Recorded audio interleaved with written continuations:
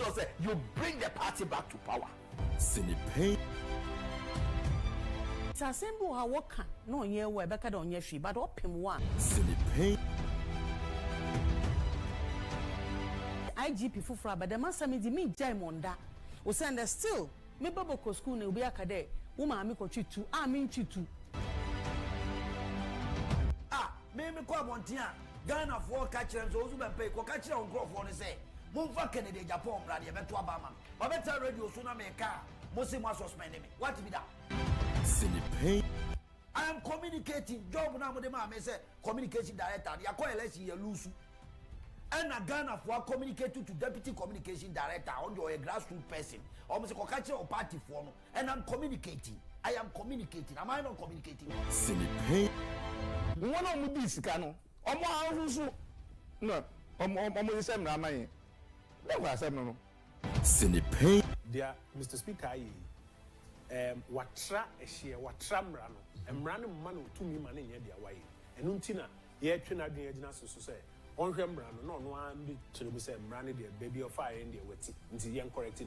Sinipe. Yes, so who say as a person come minority no ye kasa bo ahye ye. Sinipe. The fabric of the party and your leadership. Sinipe. And no say if there's no good leadership, the party will sink and sink forever. What is true and a more yanya mope and a most move change bibi, but then na move changing Munchray and Bonnie at the end. Munchray as soon as I at the Abba. Sinipe. Person pay at you say, ye will be as I say, ye bois, near ye, now ye parliamentary, a Juma ye no. You created that conducive atmosphere near ye, ye bay. Sinipe. The first year God in God gives back the moya and book. Bro, and no book can be business. If be English, you go chop. Sinipe. I'm not worried. Once is the truth. Obia should be rest assured. Mona said, making a Japan. The truth will always set me free. Sinipe. We can vote people in and out. Personalities, okay? But my dear, what we need to do in this country is to establish a situation where even if it was the devil who should come and sit on top of us in Ghana, by virtue of certain procedures, certain practices, the devil cannot get away with doing whatever he wants. He would necessarily have to do what the people expect of him.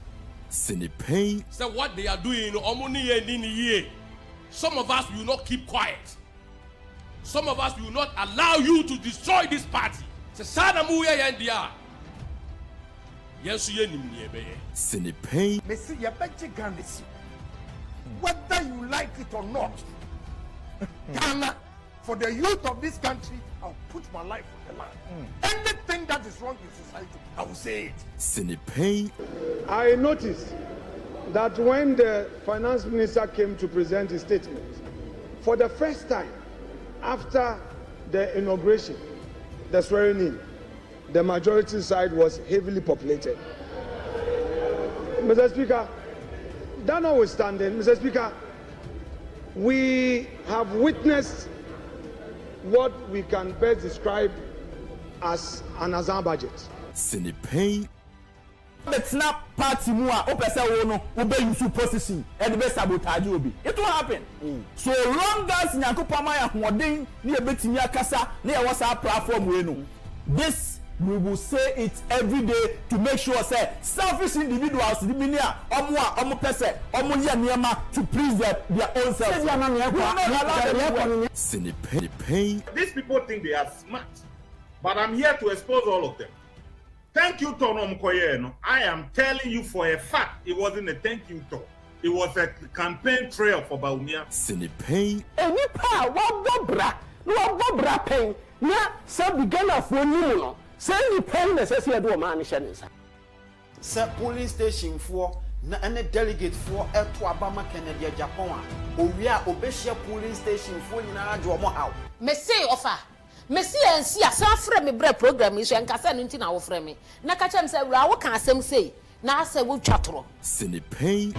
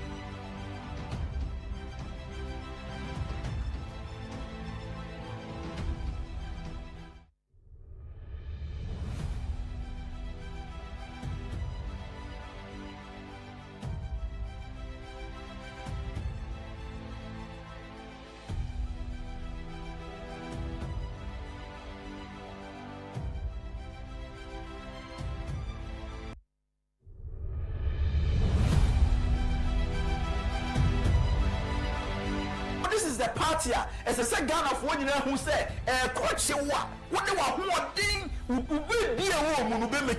you bring the party back to power. Sinipay. Tasembu ha woka no ye we beka don ye hwi but opem wa Sinipay. IGP fufura but the masami di me jai monda o send still me baboko school na obi akade wo ma me kotwi tu a me ntwitu me ko abontia Ghana for catch them so Owusu Bempah ko catch them on for ne say mumfa Kennedy Agyapong brade beto abama ba beta radio so na me ka mo se mo suspend me what be that Sinipay. I am communicating job na mo de ma me say communication director ya ko election ya Owusu and na Ghana for communicate to deputy communication director on your grassroot person or mo se ko catch your party for no and I'm communicating. I am communicating. Am I not communicating? Sinipay. One of the Scano, Owusu. No, Owusu Ramaye. Never said no. Sinipay. Dear Mr. Speaker, watra ehye watra mrano mrano manu tumi mane ye dia waye enu ntina ye twe na dwen agina so say onhwe mrano no no an bi kyeremu say mrano dia baby of fire in dia wati nti ye correct ye Sinipay. yes so who ne say as a person come minority no ye kasa bo ahye ye Sinipay. The fabric of the party and your leadership. Sinipay. And Nuntino said, if there's no good leadership, the party will sink and sink forever. What is true? And I'm more young, and I'm also move change bibi, but I did not move changing Munchray and Bonnie at the end. Munchray and Susan Swa at the Abba. Sinipay.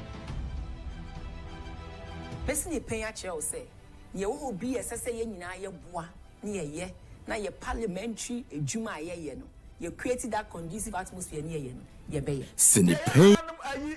The first year God in Gagisburg, book. Bro, I don't know book can be say if be English you go chop. Sinipay.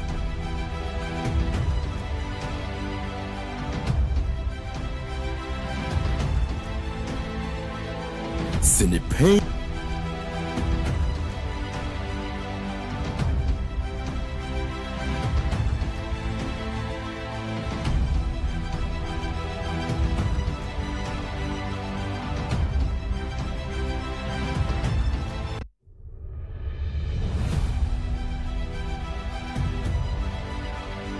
This is the party as a second of one who said, coach, what they were doing, you bring the party back to power. Sinipay. Tasembu ha woka no ye we beka don ye hwi but opem wa Sinipay. IGP fufura but the masami di me jai monda o send still me babo ko school na obi akade wo maami ko twitu a me ntwitu me ko abonten a Ghana for catch them so Bempah ko catch them for ne say Mumfa Kennedy Agyapong brad ye beto abama ba better radio so na me ka mo se mo suspend me what be that Sinipay. I am communicating job na mo de ma me say communication director ya ko election ye lose and Good afternoon. Raise to the power 50,000.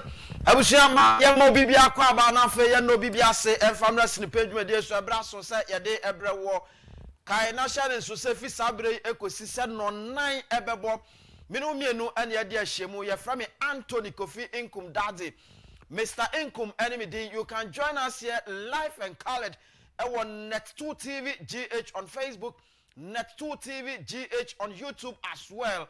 Na menim se okaye ho enso so ewo oman 107.1 enkra pumpunu mantemo winiba kaswa ene ne mpatem nyina agigum ewrema kopiemu achimdan ene ade ade kɔ ya egusun kakrakra ku ene mafei asante mantem enso so eye ash 101.1 ene so so ne namu efri eye Abronye half mantemu enemu ade kopiemu ewo ye ahafo ebowrem na afei ede kɔ san kakrakra na egusu a ye ku enim ewo Western North ne biem ewo ho afei Kyei national so say 90.1 eno ye nap radio ewo mfimfini mantemu precisely asen fosu eno obo a wo ye adwuma na menim se mo amu nyina nso no mutie ye damase se mo kan ho ewo dwumadie so na ye de ebro wo akwanya se nso so no betimi aba so and you can join us via WhatsApp number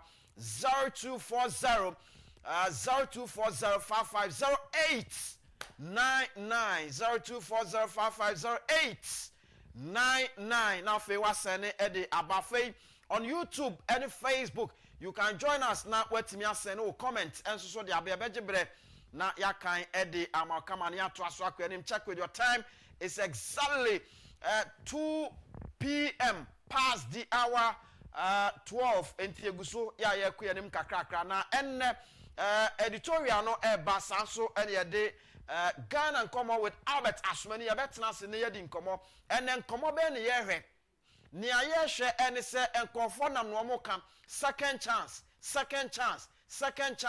and am say no de say ye osofo adum chebia ena ne dia se da bi na nya no na we no second chance ayehwe ama Dr. Mamudu Baumia and am say what ye no ane say ena ambe ye beto aso ne yedi ho enkomo afei enne ye will raise to the power 50,000 there near was soro enti Ernest Owusu Bempah aka Abua Apapon will join me right here ewo ponokase so the big interview baso na fei ye pieja no egum ne atoaso akwanim kakrakra onso so ka ho ebre so ye bebie kwamo ama onso atimi aba na fei wo de nkomo e de aba betachire na yatoaso akọ yenim ama bibia aye kama na Kyei national so say Heart Builders Real Estate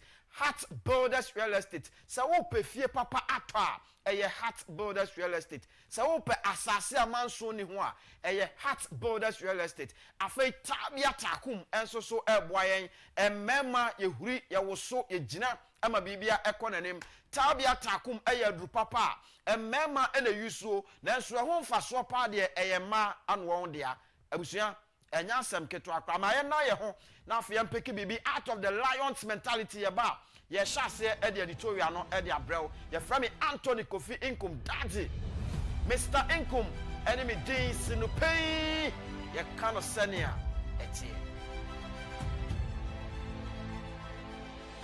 Competence. Lions are said to sleep around 20 hours a day. Still, they never go home. They get up and they get the job done. They earn their rest. They earn their success. They earn their freedom. There are great rewards for competence. In life, if you provide more value to others than anyone else in a shorter space of time, you will be rewarded, and you will be rewarded well and often. It does not matter how long you work. It matters how good that work is. It doesn't matter how many hours you put in. It only matters how much value you've created. Develop yourself into a competent machine. Work on what matters in your life with laser focus, ruthless determination, and a burning desire to do everything to the very best of your ability. That builds pride and respect for yourself.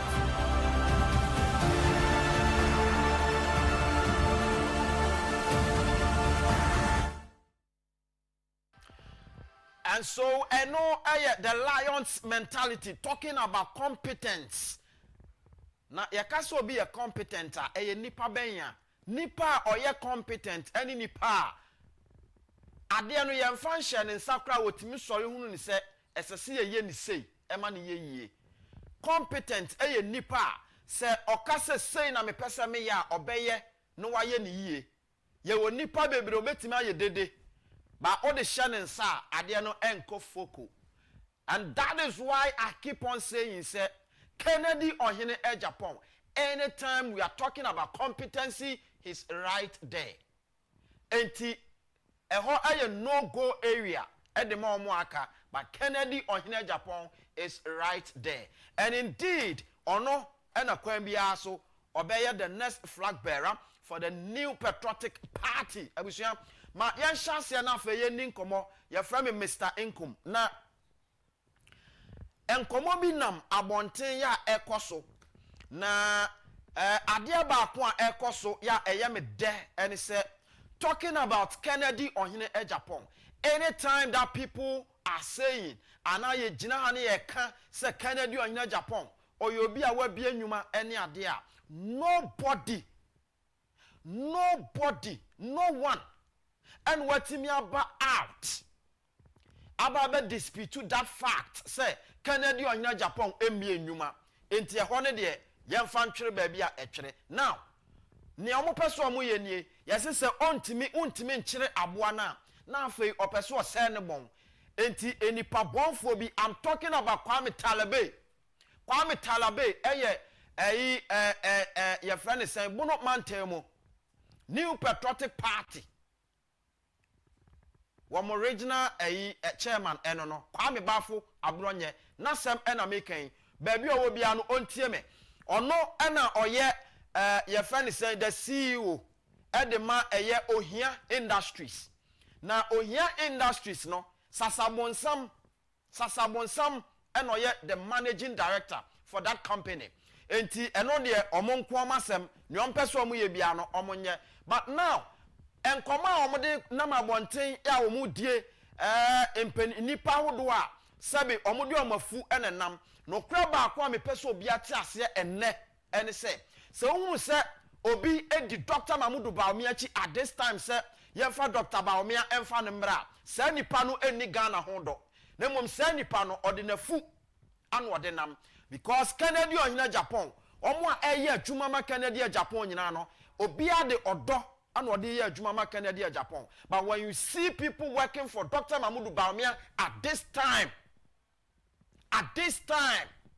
especially time all the dynamics political dynamics ni nyina no in favor no na still no ebi di akire ye adwuma ma no enye bibia ya show mafuma ya show mafunumu ma now nkomo amana mabonti omudie ni se ena Kennedy Agyapong kra no na adwuma yefo no ena o market ya kra no esisa ena omo kra no sheda kra mwa wo ene ade a but look asamba akwa me pese nipa tie no omutie ni ye ene se Kennedy Ohene Agyapong talking about the new patriotic party. Nobody within the new patriotic party and what boy a support to party no more than that of Kennedy Ohene Agyapong and no ye 1 2 say ye ka say ye more party munipa nobody within the new patriotic party and what boy party munipa more than that of Kennedy Ohene Agyapong because anytime we are talking about a party munipa mamenka samba konchiro Openia oyem na shebedweni ewo Asante Mantemu we are talking about sticker onu ankasa ebie na no eka se Kennedy Ohene Agyapong ebie Kencity Media kra no ofa no e ma ne beye adwuma ewa ha and through na adwuma obeye ewa Kencity Media no connections links out timi create ye ena nkakra or they be a member of parliament. So right there, one a product of Kennedy or Hene Agyapong. Political products. No.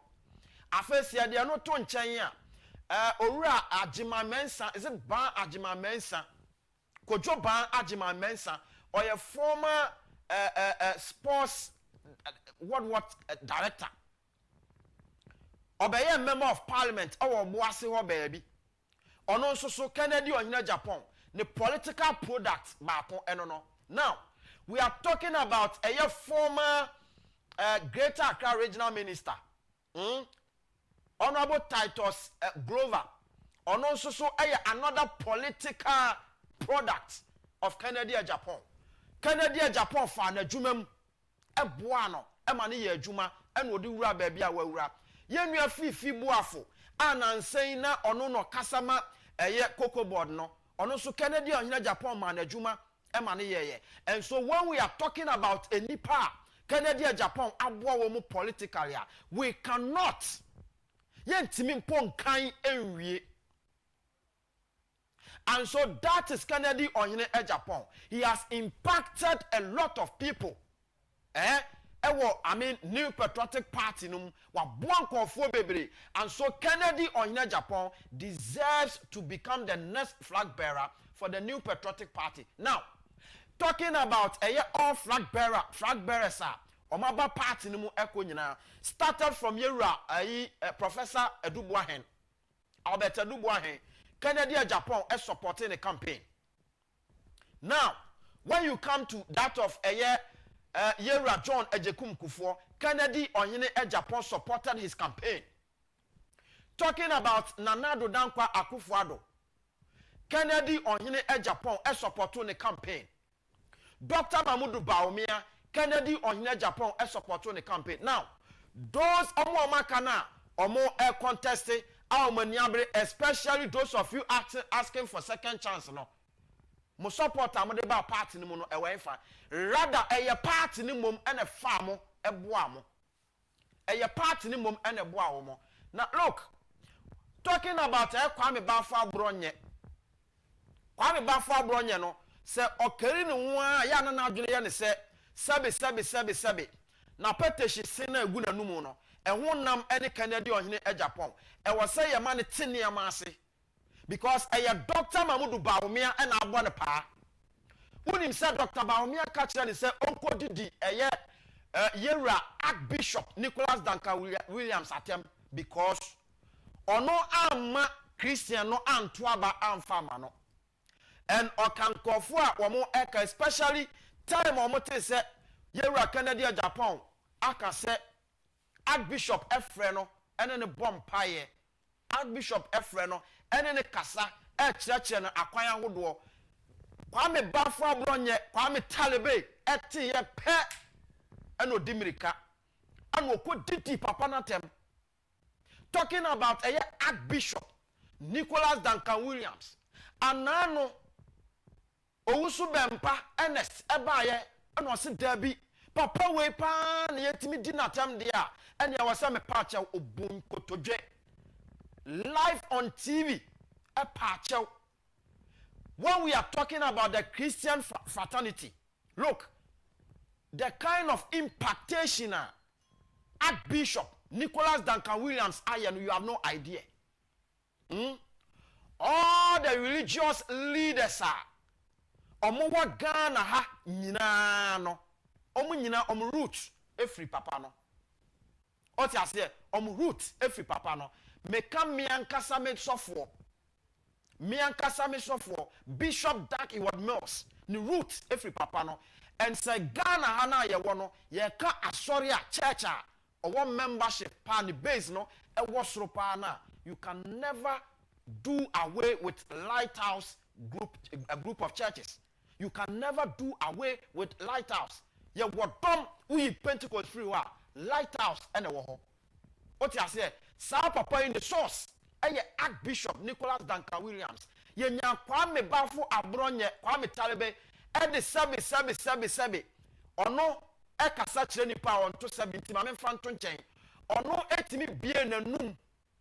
Na petehia no mu no ɛde sabi na petition sin egu na numu no ɛde di sa papa yi atam ɛto ne pompe ɛkasa tia papa yi right there ɛna yehu sɛ party aba betro bibi ɛde afa ho sɛ party and support ne a ɔyɛ no now adwuma ɔyɛ nyina no ɔyɛ do ma Dr. Mamudu Bawumia enti Dr. Bawumia na abo ne pa sɛ enipa an support no ama na wini ama yɛ president wɔ Ghana no Kwame Bafo Abronye ɛna sabi okuta petition sin enti obetimi adi wo matem and indeed that is exactly what the guy is doing. Enti Kwame Bafo Abronye no me ka kire ne se ne tipen ene Sami Jamfi Kwame Bafo Abronye ne tipen ewo politics im ene Sami Jamfi Jamfi can talk about a political product. Kwame Bafo Abronye when it comes to politics why na wo aboa no bono wana we regional chairman ewo ho regional chairman cry yadema you got it on a silver platter you didn't work for it. Enti na jimie nko na ahye mu ma wu jimie no wanya ho adwuma na onyaye now boys a woni wo mo aye adwuma currently as we speak Ibrahim wakola Ibrahim a odi wachi a ono na o serve as opie ono akro ya no san owo body nti ono no san body guide o baabi a wokobia samebo aka kyerem samebo Ibrahim utua ne ka sen bosome so a Ibrahim o ma ne sen opie o ma ne sen o ma ne sika minim sa wo kai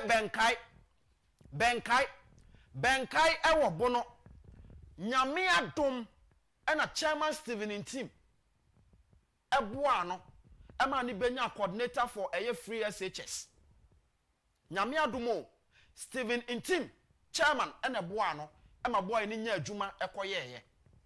Now we are talking about a J.S. Akode. All these names are me bo nyina ya wo nkola na onu omonamu. A J.S. Akode eye wakola.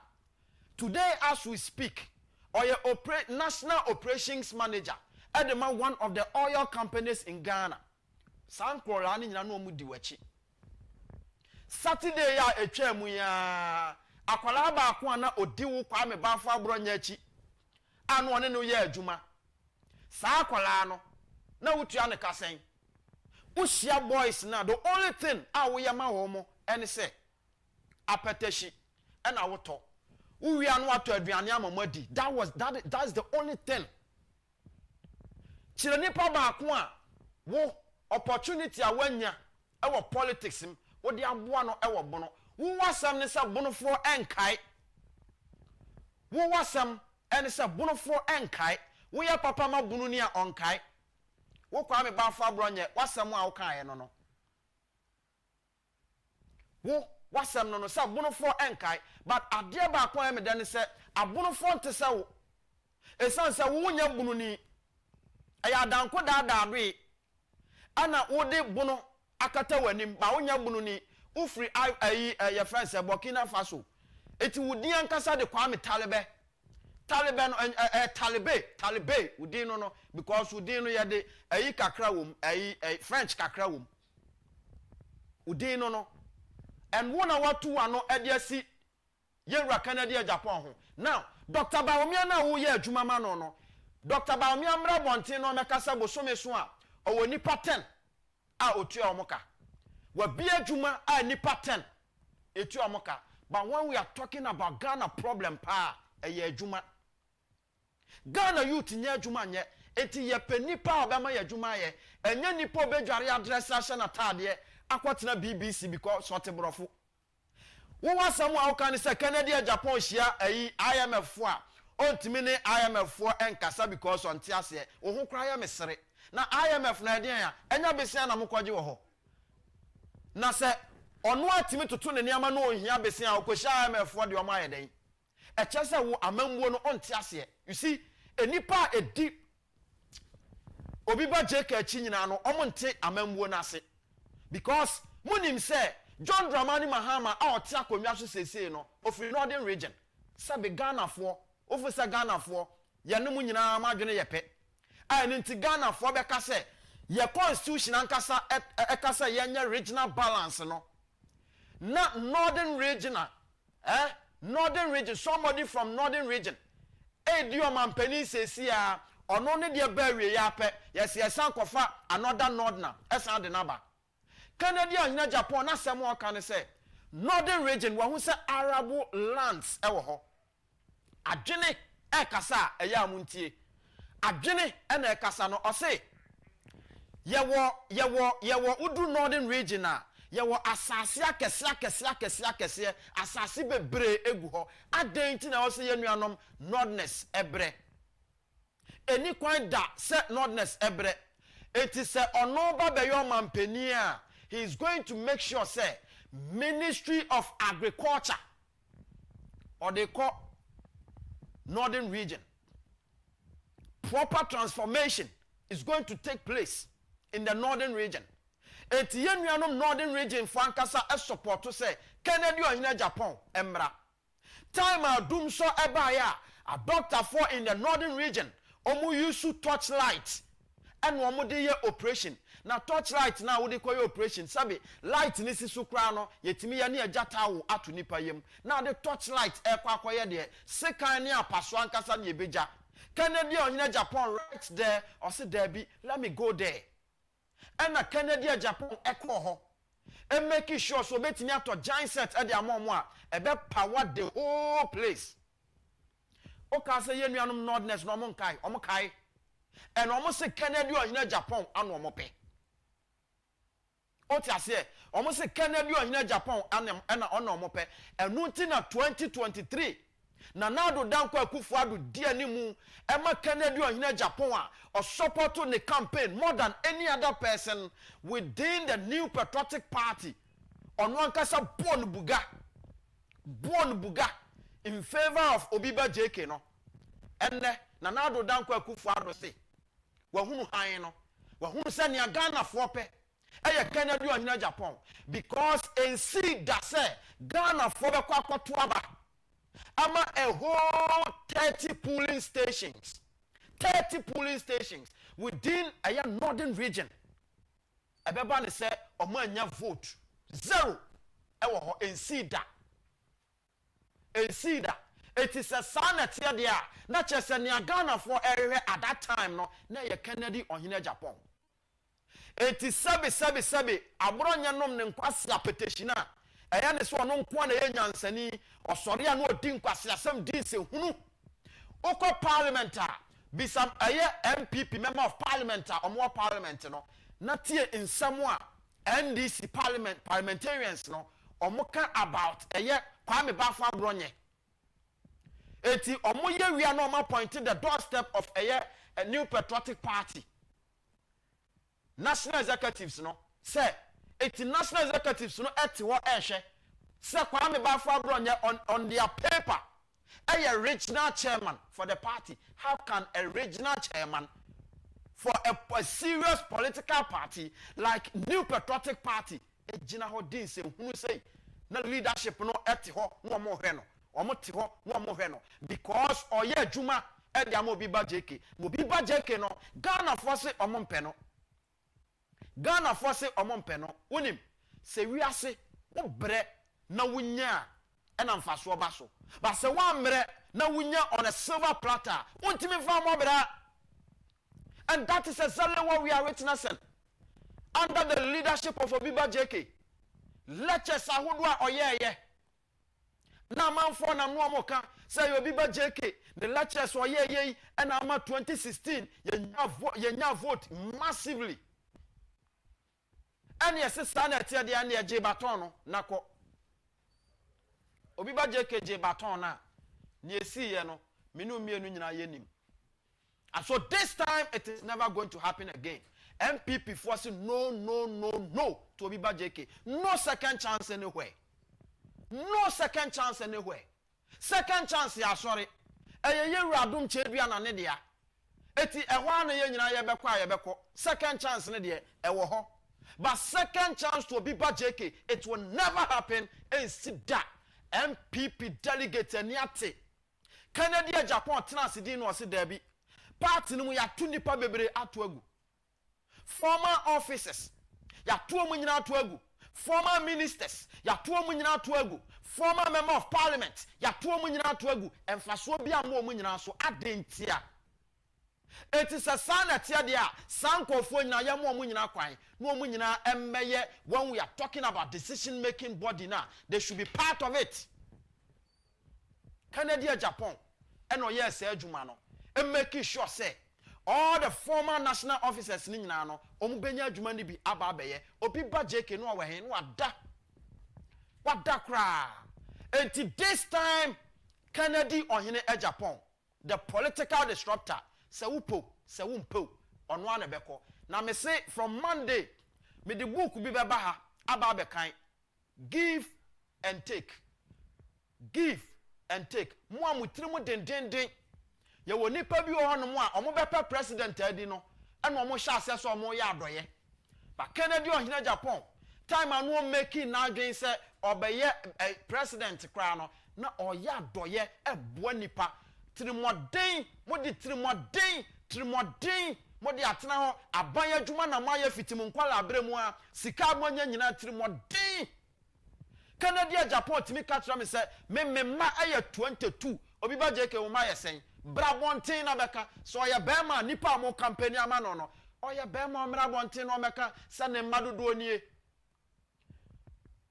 on timi nka because obi o ha obaba na tra obone tra so pa asem asifie entia ne onye kra ye pa no kwafo this time ye pe nipa omo dwene Ghana ho ye pe nipa omo boa Ghana fo enye nipa ba betena ho na debi omo nkomo be ye inflation GDP debi omo se o wo check the growth ayina wo say ye koya nim we are giving employment but unhu adwuma na omo abie na employment ne kwosoro no sa buga ayi governance no ye twem sa buga governance no etwem no more buga governance now we need the pragmatic people enipa obano kasa munye say a timeline eda ho timeline no so be so no na dem ya wie these are the kind of people that we are looking for no more again enya brofo ne ye Ghana for ye kasa enya brofo ye kasa enya brofo and no platform ewo wiase and a Kennedy Agyapong timi nyina ho enkasa he's a business person and ye wo a person Ghana no ekuta president no se na dwuma no toto niama yie that is what we are looking for Kennedy Agyapong is becoming the next flag bearer for the new patriotic party sinupen ye kan se ne a etie ma me na me ho Albert Asmani aba Ghana nkomo up next.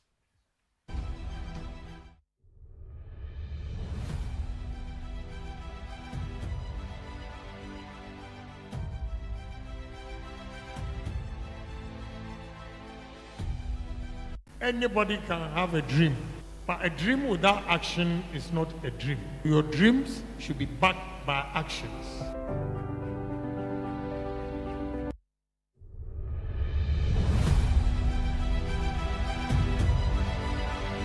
This is the party. As a second of one who said,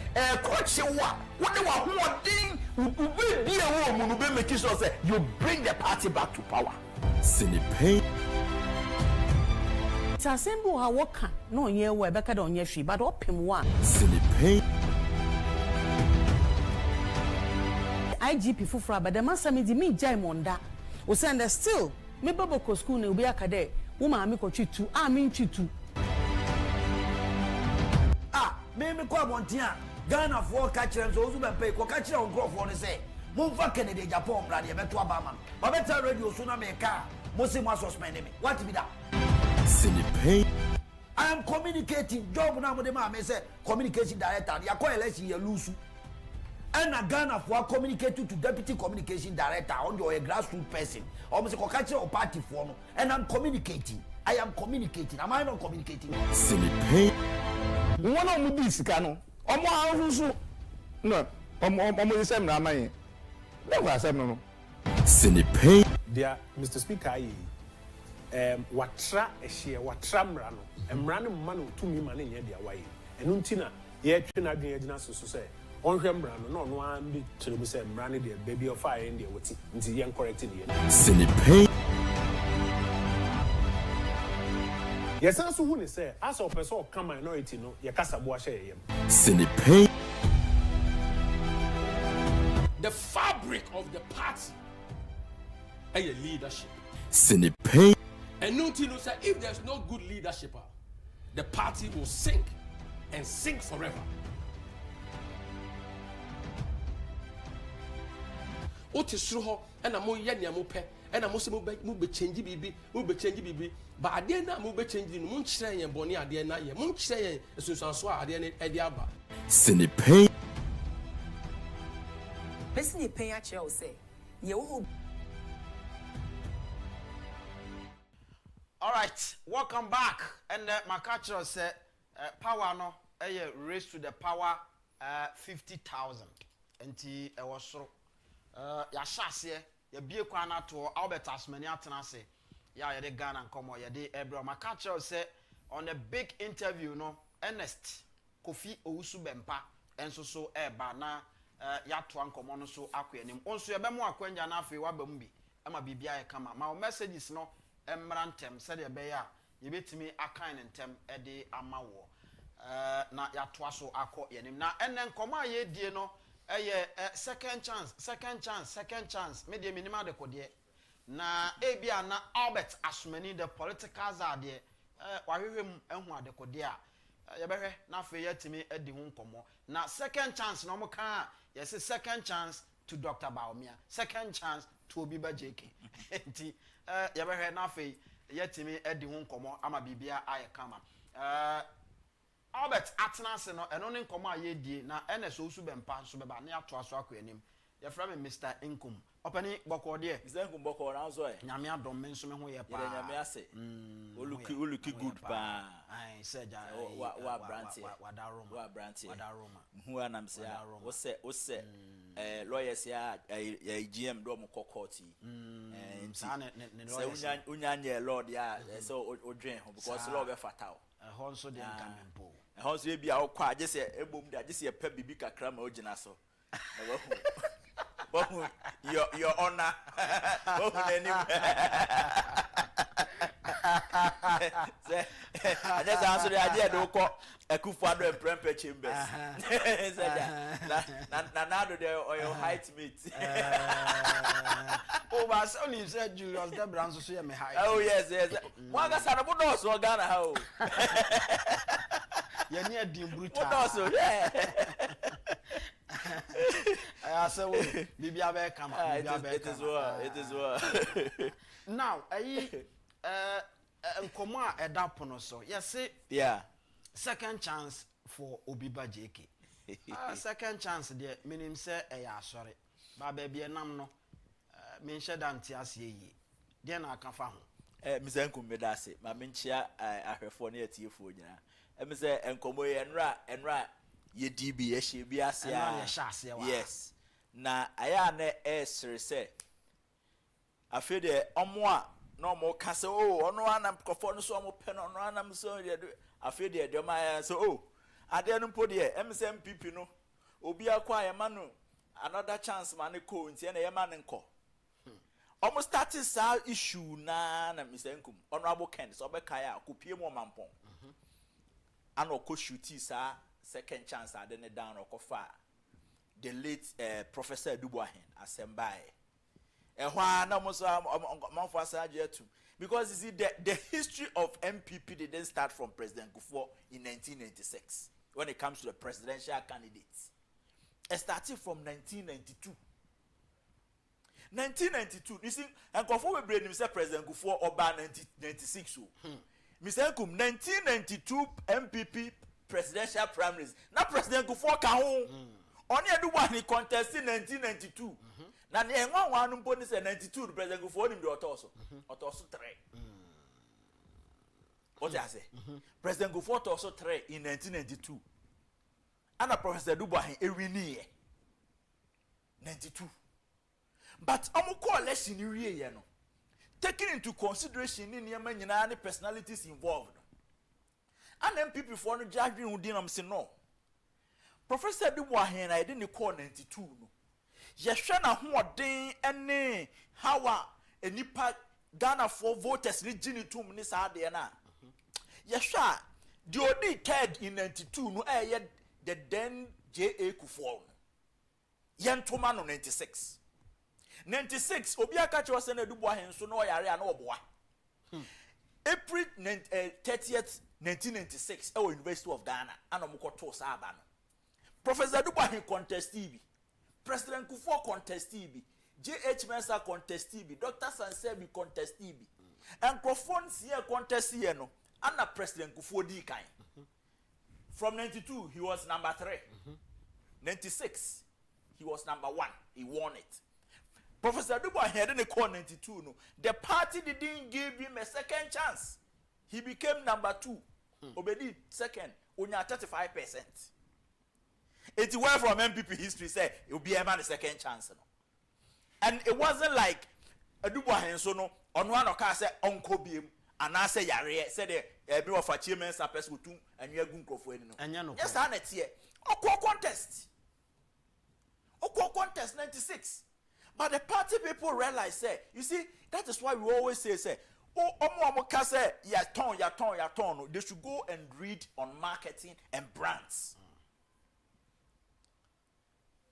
Last time I catch you say, open nipa one MPP moi, what feature in presidential election in Ghana? Dr. Mahmoud Bawumia. Presidential elections in Ghana were called 5 times. More than any other. Even more than his boss akufo-addo.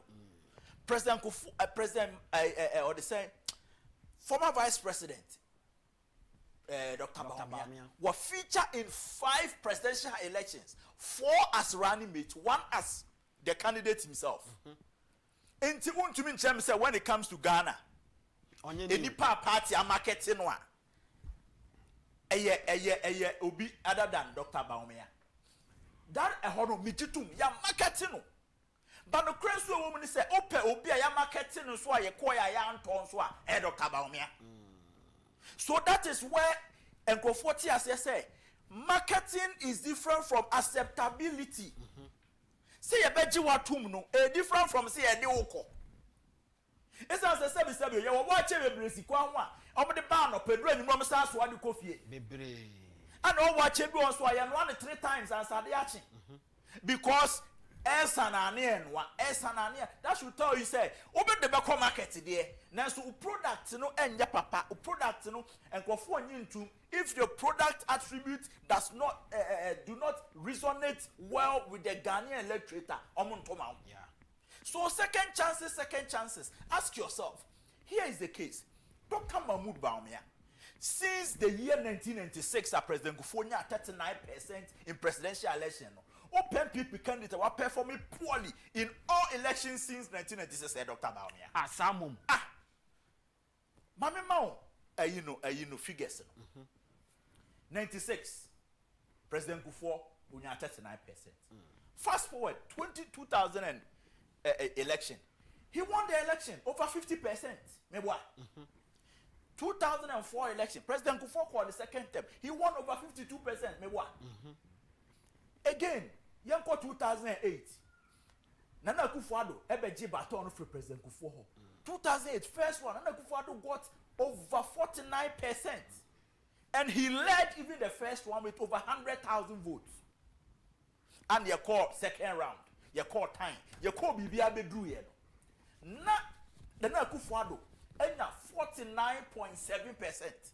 And Professor Mills winning with 50.3%. But what I say? Nana Akufo-Addo winning. You call 2012 election. Nana Akufo-Addo got 47%. And you see gidi na you call up and down the Jamaica. You call the year 2020 election. Nana Akufo-Addo also won over 52%. Around 53% in 2020 election. And Nana Akufo-Addo has 6.7 million votes in the year 2020 election. 6.7 million. Fast forward, yesterday, Baton am another candidate, which is Dr. Bawumia. then you sink the vote from 6.7 million to 4.6. What if you 4.6? If you 6.1 na, enipa 2.1 million anankoto abawo. Omo man koto kakewu. So no to home so 2.1 million to. Yes. 2.1 million ankoto aba. Enti ho no Nana Akufo-Addo dia na onya 6.7 no. Over benya 4.6. 2.1 ankoto aba. Yes sir, for Dr. Bawumia President Mahama vote difference e 1.7 million. So 1.7 million neka efaka 2.1 no. Okay. What I say? 3.8 million. So Dr. Bawumia's rejection in the 2024 election, no, 3.8 million people and they rejected MPP. 3.8 million people rejected MPP. And 1.7 and 2.1. The total number together. Because all things being equal, and can confer to Obama and Akufo-Addo in 2020 and the Kotuma President Dr. Bawumia and KPP winning election. So Bempah and Kobium say young young Pesci BM, yes, how far vote MPP in the 2020 election and some MPP in 2024. And Dr. Bawumia winning election. But some for no dinner now Akufo-Addo at Obama in 2020, 2.1 million said this time around. We are not comfortable with the candidates who are presenting to us. Yes. And Omom Kotu Yanusono. 1.7 million rejected Dr. Bawumia. 1.7 million. And the cat Omom Kotu no. The vote difference between Dr. Bawumia and President John Dramani Mahama is 1.7 million. And Omom Chief your man Kokran and so on. 2.1. So the number of people that rejected MPP by way of voting against them or even abstaining from the election in 3.8 million. Wonderful. And you tell me such a performance, we have to reward the person with second. You see, you just say we always reward mediocrity. Yanka say, I say, oh dear, one more than crana, you promote you. How? Titina near co school. You bought your real term near the promotion. You bought sorry. Income, what the first? Focus your second. Bongo your third. You USL Camare. Yeah. What we are young promoting? Yes, Sri Lanka. Yes. It's your found coalition now on near Gasso. You want what already, your corners class, everyone and class prefect. You found call. My classmates be a mechanic, a friend agbo. Onu teacher for no here 10 nom dey promote sa end agbo boko say etire na anya djuma honam nebre esa agbo odam no obre but this is not at the SSC dey eco election crash say second chance automatically yan farmer because President Kufuor bi ana Nana Akufo-Addo nya bi and no me ma results na Akufo-Addo nya ntia MPP for dey call yeah that is ye hwe hu e dey ebo abaso. Now when you obia or your foreign affairs minister, former foreign affairs minister, or co-election, akwa kunya over 49%. Now was sitting vice president. This state national security. Dear Ben, amokas be di wachi akwa kwaya. In fact, I see a two bomb cry to bomb. Edi be vice president ko. Near kotu abana una 41%. You come and tell me, say, because you're my President Kufuor, near man and Akufo-Addo wins, a CMOB. Yamaobi. Ya Osana see a jab, ya basha proye. What you say? Who performance in ya, young trust, massa. This time around, one year what you may ye. And conform you see, when it comes to Dr. Mahmoud Bawumia, Obian any problem as a person. Yeah. But the person actually new patriotic party, they say, going into the. We are speaking to data. That is the point. Etiam one person more for chairman Sabonsua, why minority leader, majority leader in House of Records. Now Kojina baby Castle, I do buy crying for an uncle, none of them don't know, no, I are in and trusting. And you no credit. And you no credit. You say you cannot present those, you see, my main country MPP delegates. Say, Obibe Jina wenim, na or cancer answer nature, the person watch say, who delegates, no name answer. The person watch out and say, oh no, ni interest no drain home. the person or chair on say or two and you go and now wako kai who's a sample from Jina when you mono casa quap and down in Abra no mudi sikapa pebi or mudi post papabino. Why am baby delegating? Oh my show. Share until say honorable Ken. E declare so be call MPP primary CB no. Na a drew mrebina say presidential candidate ekoshia delegates a. Omo wie ya mo kwa mo so mo mpanifo no be humo. Nti sika de be ja akire no. Mpanifo ntimi bomu tuo. It was a delegate wa fi ayi obogu afaka befa aya besi dwa so abehia candidate no. Okwa ne aman 50 Ghana so onfanko. Honorable Ken be mu no. O share delegate or chiramo delegate BSC come the amount.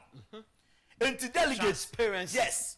And to honorable Ken before Bekono. In fact, one thing honorable Ken catch a delegates and I made them those days and they say delegates in Powa or your bear mamma first can come on here.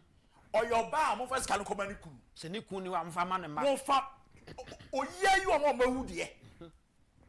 And every delegate or your party person onim album no nipa ewo aside so onim album no onim nipa honorable Ken so resonated very well with the plight of the MPP delegates openi bi a MPP party mu a wakwama party ma say yema party for adwuma yenye we ma party for uyo honorable Ken na unya bi second I am telling you omo enne omo kan ye include grass root ni ade nyina no omo kan de.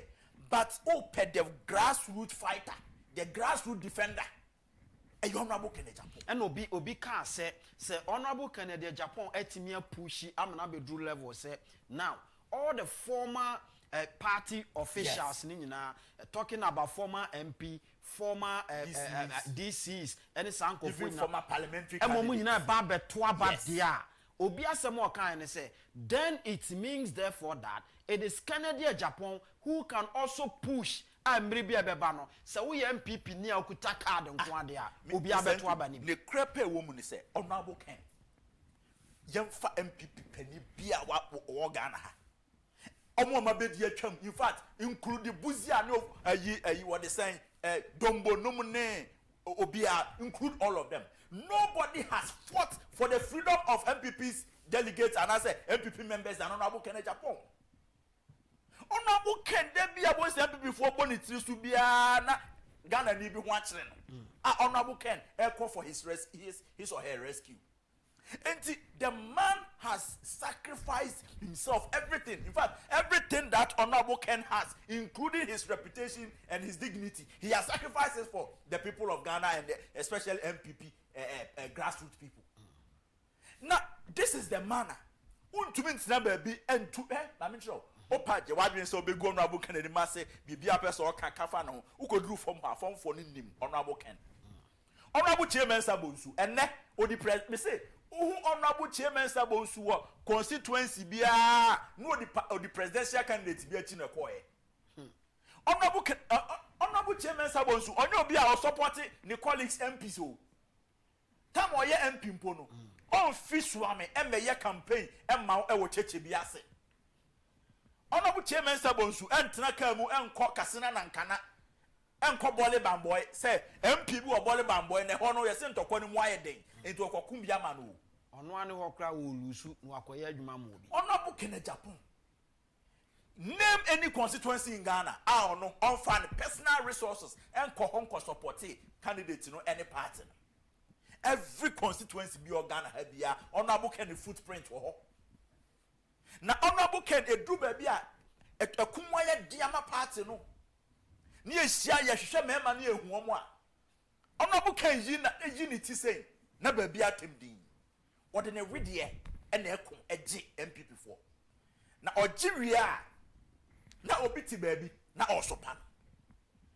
This is not the time second chance campaign, second chance policy no enye die be yeduma MPP for enim say ye hwe ya bakosem e wo party num ene election ayakọ ehun sunsuanso ene bibi ayaye a the 2024 election no e danso kura na danso so wo kwambone so and now so say bibia and da so say MPP am one ho mode in fact on say enkofo eka asem bi can say former President John Agyapong aka kire Dr. Baumia say onumpo wa yade na the numbers are onyaye no for the first time no chen ono former President Kufuor ne de and I say so what now na say asem no obi kan you see on say sometimes what me say oba no aye money ade a oye wa anyade but say the be na akuma beto ne yem tu bo na chi so no because if we are talking about the votes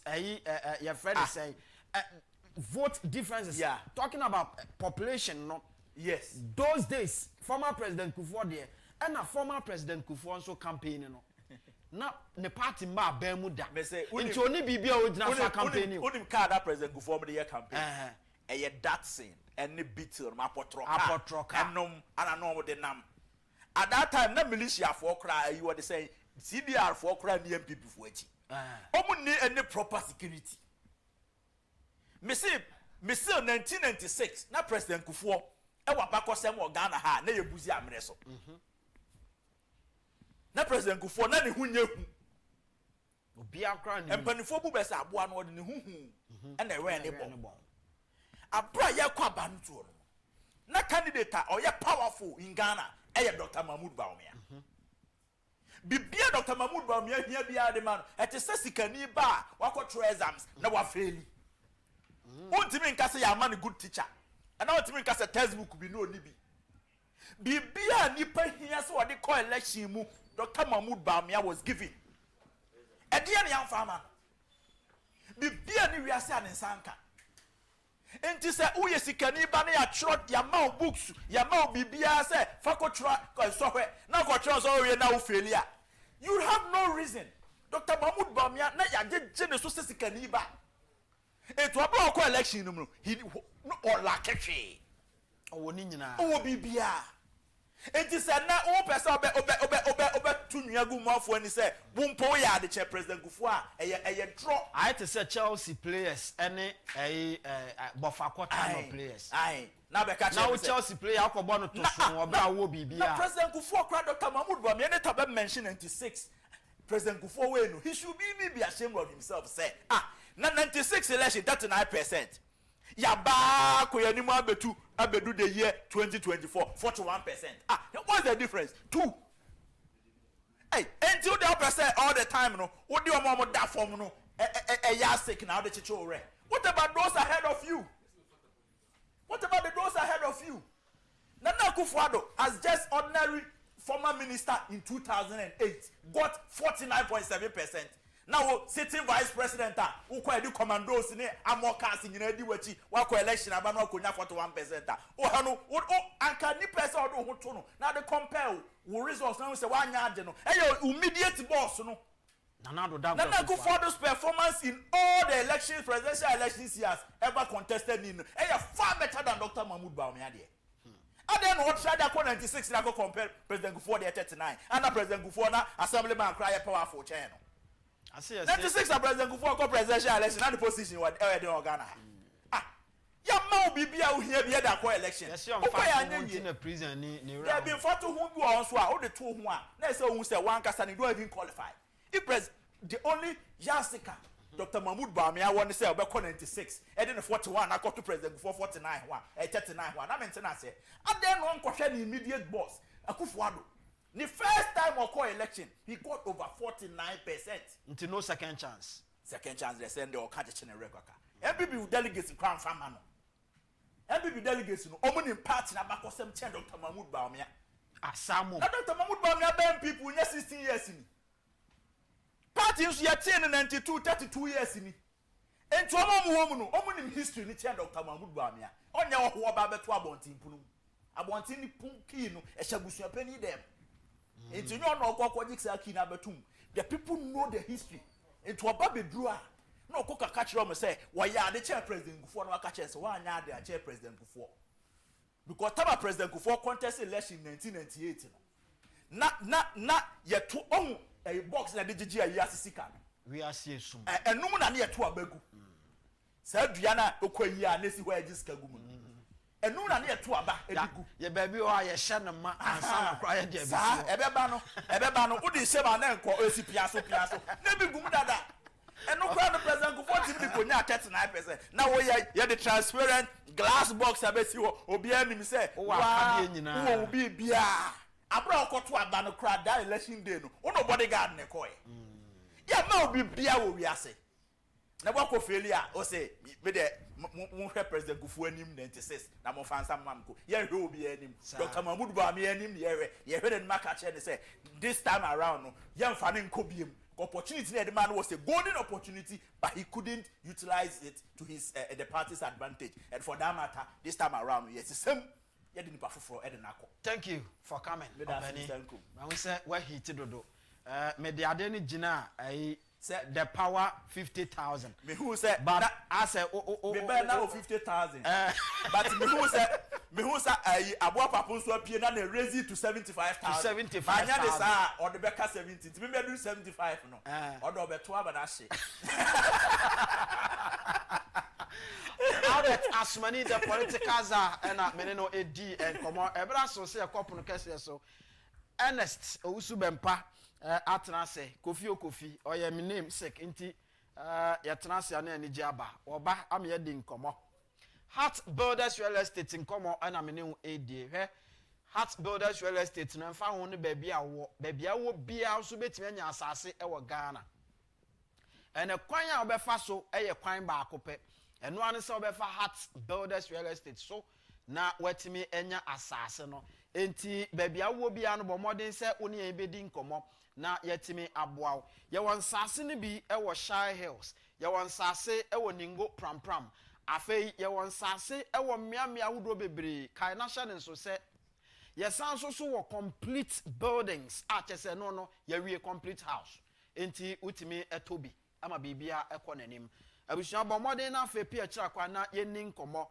na ye ntoa so enko ye nim Heart Builders Real Estate ubehu yen ewo Ashaman ye direct opposite your office no ye direct opposite to Kakito Divisional Police Station no enti bra na fe ye nin komo na efiada ene memene nda bia no mo amo pass asiato mo amo pe fiato ye de mo eko ema mo amo kohwe na masan ababe take mo decision na ya toa so akọ yenim sa ensoso ena tabia takum enkomo ena menu edi na tabia takum enso ye dro nwanwaso bi anokre ne se ama mmemme ni age pa na emma de ni age mmoho esanse eye mmemme dro na enso ho mfaso de eye mma na enya he wo ye bema mentena se ema obi emfa 6 emenda ne 9 mentena se ema wo yiri njaaw enko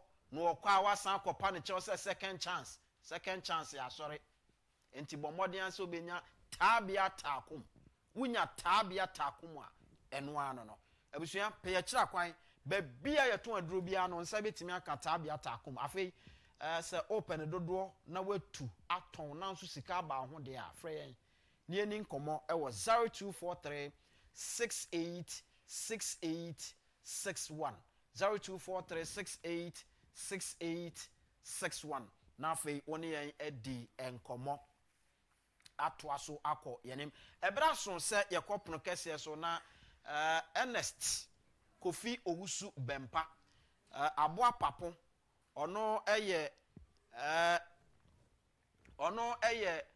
Deputy Director of Communications edema New Patriotic Party amanyokuo no Ernest Kofi Owusu Bempah de bia ya na meka se ohwe ni age na ohwe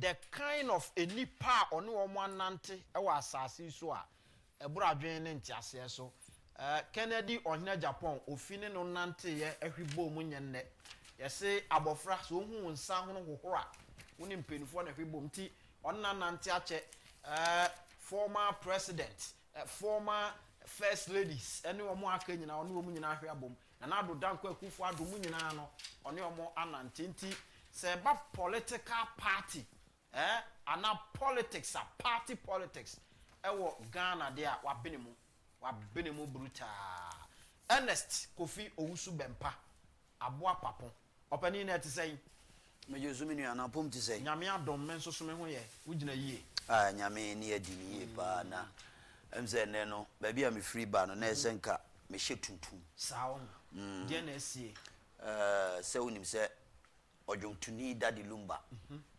ene ya manfo de no ye dede ti se de omunim no ye ka Ghana ha politicians omu ye close to dadi lumba me Owusu Bempah me uyi me obi ani o oben no pa yeah is my friend obi o Ghana gas bi abeka kiro say lumba be sorry so about office he used to come there menene ko be bebre nyoma meneno aye nyoma bebre behind the scenes just we've traveled together, we moved to Europe, everywhere, most of the places near the inti ma atomini abese no pa na eze no makochia me ne honorable Agyapong ko kochia but ye can say ene wo mo a brichi kese abo mo a me kwadwofosu de enye nasem enye ne I've moved with Lumba for almost about 20 years. I've known him for over 20 years. Inti idea touch me. Idea just almost every week, every week I speak to him. Most of the key people, Dr. Baumia, I'll pay. You win the election, me na me de Baumia call, nene yere call Lumba fee. You win the election, me pictures no, we are me ya momahwe. Me na me de Dr. Baumia nene yere Agia Samira, nana akufo-addo ma me dom call fee. You win the election 2017. Me, na me didn't call me don't call fee. Most of the prominent people, most of them, I introduced them to Daddy Lumba. Enti, but I just wanted to say it because my friend and what toho and TNA Busian for Nere and then a manina and Kwalano near Busian for and a young Cumbre boy Jabi for Sunum near de Omunina Yamobia Yako ye Kessie na betoho me simina sopa ye Koyofusu ye me. Or frame and offer se preoccupé. Minim the idea of frame because se Ghana or pe politician be a number men over frame. Wonderful. Or pe politician be a number men over frame. For Lumba to invite you to his house, to his bedroom, it's not something that is a joke. Yeah. He's my friend. I introduce a lot of people to him. Dikojo ene se what one and animal see doa ene unia mijina ma yako kesi abusuanfo nyina yako ene bio NDC colleagues are also unfortunate accident see here a deep breach say abogana for I have encountered these personalities on platforms political platforms obi to say Dr. Omane Boama or you be a menene share me first time I mean share was the spokesperson for the former first lady on Newsfire.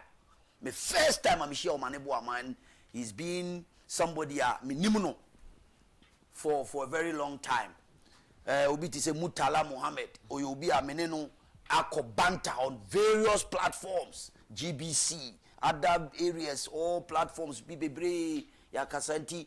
They are fine gentlemen, fine politicians. Now it's unfortunate that this situation will come. Na yenyai sa partisan politics at this point in time. I am conforming person who used to score political points. Breach kese na abo yen hwe kwan e befa so a yen nyina aso man no e be look into the forward looking. Ni ahwe kwan a yen nyina na ye be hu na ye hu ba bi asutan de borejo be ko because a very very very sad situation. Yeah. For a period of time ye lose personalities am ye key individuals in this country they are emphata na ye mejina ha no bia ntoto ayampia no nkeka na no metie social media na mranti bia omo brother sorry keka nsem bi no ni ade what you say this is not the time for anybody to be talking like that. That social media space is a key area ye tin some asofo abehye on nkom so onyi sofo ni akwa no tum. You understand? Certain individuals be a jomo mena then people for small animu dodo. Individuals be they were vilifying your own party and then they have become messiahs. ne omo na be kire ye MPP for ye kwan fa so enfanye na ye nya time ma those people because we are fighting a situation na ye building a party when we are done certain individuals we don't be two more positions amomahum how can also for e be shenin kom no also for shenin kom na se wonyi ni a o platform so na be gina be e be tu ayampia media wonyi so for conscience dia media me gidi what you say wonyi komfo en conscience dia media me gidi wonyi kramoni conscience dia media me gidi enti wo as an individual ayado so say masa you know when it comes to spirituality and religion please let's give it a second thought.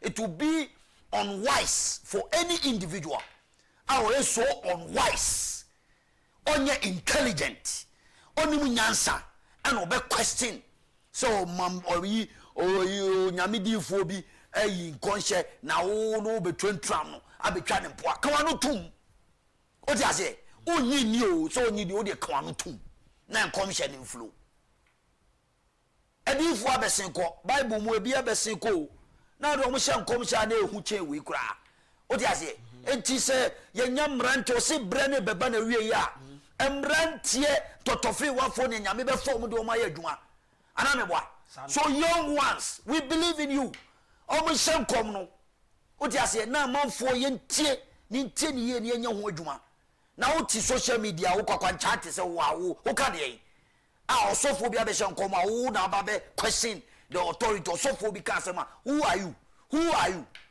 Bible say touch not thy anointed and do thy prophet no harm me boa nyame ni de okasa osemo mani nyina nyini mom otwa bra no do anya wo nya nyame eno aba be kire say we enkom hye o hye sabi kwa enkom hye ni bi okra no a nyame hye kra na bi wa nipa ye ntiase ya ne ntiase se omo kasa asem ni bi wa ye ne ntiase me boa bi okra ye ntiase na nyame oye ne nyoma bi na nka nipa ye tiase anka ye wiye ni ntie nja ma sofo ne nshi yes we should allow them but what in so we should allow them they make can say even though you but the point is that yenya titi social media ye attack men of God for political popularity so be all person ye popular na ye kan ne wasem na who are you but what in so say ban so ka say obi nkomhye bi eba well, that is a nation. You listen. You can't control the power of God. You can't. Intermediate me masamano. You can't control it. Come she bana ni pa kana pa gidi. Faith. Faith. Yet we as ye hu nyame da. Enso se yesi nyame nhyiranka ne wo hu no agye di. Anamboa. It is o gidi a you work with it. If you don't believe it, kawanu tum na ko kan bibi foforo. Kawanu tum na ko kan bibi foforo. What do you say? If you concentrate on what you are talking about, why do you want to go and talk about also for being come akoshe and now will be kremoni being come akoshe and now being come akoshe and no dey amount anyway that is let's leave that for another day me nya no tinamba honest Owusu Bempah na watena se ye bo enkomo enti bomodin se Owusu betimi join yen e Facebook bomodin se betimi join yen e YouTube na also the message any or comment no or the aba ye bre na yakan e de amount na ya to aso akọ ye now also enkoma eda pono so any say enkofo kire say people within your own political party say Dr. Mamudu Bawumia a watu ne den so obi ba JK a ye de no ekọ 2024 no eniama hwe gudie but nkofo nsenka ya turn panti nka ensan ko second chance die ntina so say ni kwan say ye ma Dr. Bawumia second chance and I deserve a second chance na mamintie menua di kan I'm really surprised say ye politics ayeye no say nkofo bi understand the whole political spectrum nkofo bi wo mo ntiase they just follow politics because obi wa I say Osei chairman Sabozu Odibaomiachi oye grassroot person na so be ko swami ho na be ko no he is the most unpopular politician in Swami me see Kumasi nam tie ti me kan some tie yes let everybody watch me on camera Ozu Bempah me ni Osei chairman Sabozu si Swami se si na me si form na Osei chairman sasibo me a popular che Osei chairman sabusu Samu. yes it is any power kokumasi no okosiki delegate say you mo be second chance it doesn't work anywhere and I'm daring you opa mo fre cameraman o Ghana me there Osei chairman sabusu mo ma cameraman ni achi na me apapo me ni mi onu ensi swame swami zongo swami runabout ne nante nko kama okru junction ne ready ebebo agene so Osei chairman sabu na nka Kennedy Agyapong for majority me na me catch me say mo pa mo fa cameraman mra eno ye fu number 1 ne anu nti namba o ti ase na mo say the Dr. Bawumia de da maka say a very very important say so credibility be a live makan me kan ona no me kan oyere pa and I'm repeating it here. He needs to understand say politics it goes beyond that. The whole Ghana me Owusu Bempah tem de me wo example na me kura na me ba politics mu kura na through somebody na me through my own merit people have got to know me. Dr. Bawumia was handpicked from nowhere and he didn't be a running mate to no other person than Nana Adodankwa Akufo-Addo, one of the political pifilers. That time President Rawlings, President Akufo-Addo was the most popular politician alive. UNC ni those nyina wedi freedom movement for freedom and justice wedi chesa na sa papa we have found send running mate 10 years Ghana for 10 years. The man was a running mate for 8 years. 2008 people were contemplating Akufo-Addo chose him, market Dr. Bawumia everywhere. Time no na John Dramani Mahama no on man on two direct class of the president 2008 asem na meka. If Bawumia is popular na se Ghana for mu see yemfa no kwa mu tie ni ye 2008 na John Mahama no wa consider as obedi president. Me busa o consider as obedi president. Yes, let's go forward. Ye marketing no 2008 2012 omko no Akufo-Addo running mate and atamils wu ye and na obe contest Akufo-Addo and you lose ye right. Bawumia was still the running mate. Mahama, because of Mills' death, he has to step up and become the presidential candidate for that time. Bawumia, the same Bawumia came in 2016. Mebwa and obey running mate. Wa marketing one. You really power and Obenya the second biggest position in MPP history. Vice President of the Republic of Ghana for 8 years. No, Wontumi che obi Akufo-Addo be catch Ghana for nyina say papa we die said you see Gini Dino any nyoma oye no jane pa ma no bibia ono ye meboa to tumi adema no. Let me ask you a question, fellow delegates. Dr. Bawumia betimi aka actually say some privilege of 8 years or 16 years marketability through Ghana in Chono in Chiasu Biano. Professor Dubois onya sa opportunity no. Professor Dubois had only 6 months to market himself to the people of Ghana.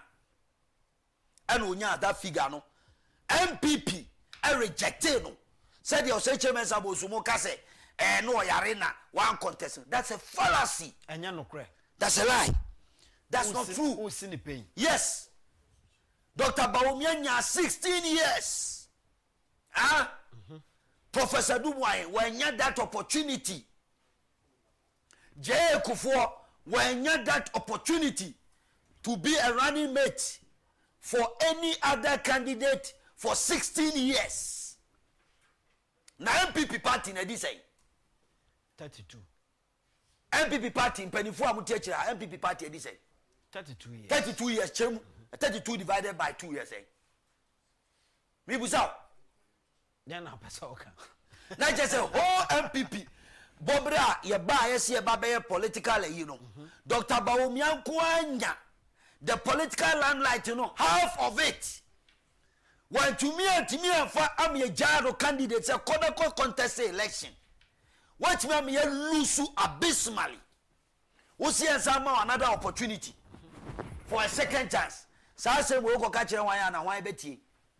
Ghana even the Canadian MPP party no more auction na mufama Dr. Bawumia. More auction na mufama because half of MPP existence as a political party after 1992 no half 2008 to 2024 this man has enjoyed every privilege from nowhere. Eya na binu ho ana mera ho alankwadwo chematen kwan a MPP de ne fa so kwadwo fa bone che kwadwo yanfo afa kwan pa so yan treat uye samum yes yan treat kwadwo chematen ye because so said the Dr. Bawumia sia benefited from the party privileges amaken 16 years what benefited contest ayeko hwe kwan a ye fa so a whole ayina MPP a whole establishment nyina was behind Dr. Bawumia anyo no ana no modern wi ni ye meba the issue about say omo say na Professor Dubois no yare na ne ho dodo no omo bo anya no kre Professor Dubois contested Kyei in 1996 primaries and MPP for who say the first performance no nkoye and omo rejected no omo rejected Professor Dubois. In fact Kyei nya 51.9%, onya 1034 votes and Professor Dubois nya 710 representing 35% of the vote cast. That is 1996 MPP primaries.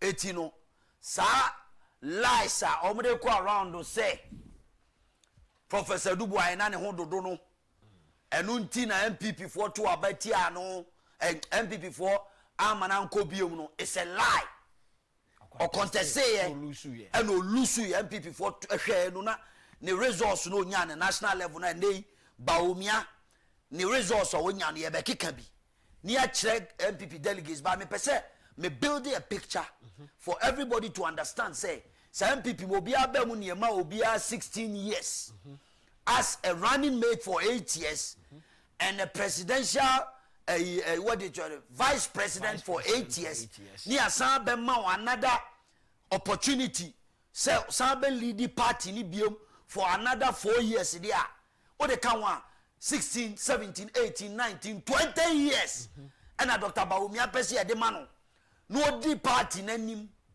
na wono obdo musika ne omode breye no free baby ba na se ya no o me take over wo so call ye so a nka we de nka sabi ka call ye na nka performance eye good and obi anim say oh Dr. Bawumia o performance ya wo call ye e ya de a Ghana fo nyina hunu say candidate akufo-addo o call ye no onye vice president tieni o wa new running mate for 8 years I made the vice president for how many years? 8 years, 16 years. And yet Akufo-Addo was just an ordinary foreign minister. I'm using that word quote in quote. At that time. But he was able to garner 49.something%. Even he won the first round. Akufo-Addo won the first round. That is why Ghanaians and MPP feel say, yebema no second chance. No etimiako. Because only the Professor Mills, it was only time. Time. And they decided almost about 20,000 votes. And they decided the difference between only Professor Mills. Supreme Court, you and I were not there, Dr. Bawumia can. Now, we shed the way. Figures in the tier, normally Juada Dani, Benada, near shed the way a parliamentary seat was different, parliamentary vote was different from presidential vote. And no, Anna, MPP for say, yes, Sama, Akufo-Addo a second chance. Now, let's look at Dr. Bawumia. Akufo-Addo ko 2020. We see yem first year and a mount, yem first year and a mount, yem first year and a mount, Obiba JK or the Beko, yem first year and a mammy, me the Beko, Obiba JK. Akufo-Addo left the strongest MPP base, you know, party, you know, base, you know, with 6.7 million votes. 6.7 million and you do winning 2020 elections. Now people base near strong. More argument to say 1 year reshuffle. Dr. Bawumia say economy no crano. Yeah to 2 petrol. Ya can't 2020 year to 2 petrol. COVID time. No money more ding after COVID 2024. Yes, indeed, we made some reckless decisions, but we should not. No one should compare that say and no year the reason why we lost the election, fellow delegates. Ade ayenye no nenye. Dr. Bawumia Chin Adeno akufo-addo base of 6.7 at about 4.6 million. A big seed MPP politics. Say presidential candidate be ye base side the co-election no a subeti from 6.7 million to 4.6 million, almost 2.1 million, and you lose ye. Now just say in effect, you know, John Dramani Mahama, ni base, you know, the or he had only 100,000 votes in addition. Now you are telling me, sir, we should give Dr. Bawumia a second chance. I said no, yeah, MPP political issue now. Yeah, will be a second chance. Why not? As some American went here, the American committee, a second chance. It is based on your performance, not a weak candidate. On for the Biama on the table. Mama statistics, you know. Say, akufo-addo every Abronye and so. Na MPP base you call 2020 election no your base was 6.7 million. Yeah. You go to a Dr. Bawumia 4.6 million. And no one said why should we give you a second chance? When akufo-addo in 2016 2012 2008 I man a chance so Zambrano second time 49 point something percent he nearly won the elections. A court, he nearly won that elections. What is the guarantee that Dr. Bawumia should be given a second chance?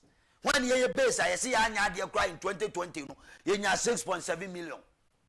Now I'm not a SWAT Abba 4.6 million. We see a man another second chance. What be that? And in front of Kokasa, which will be better. Already, marketability rate, the whole Ghana. Politician be anyone not NDC, no CPP, not even Kwame Nkrumah since independence.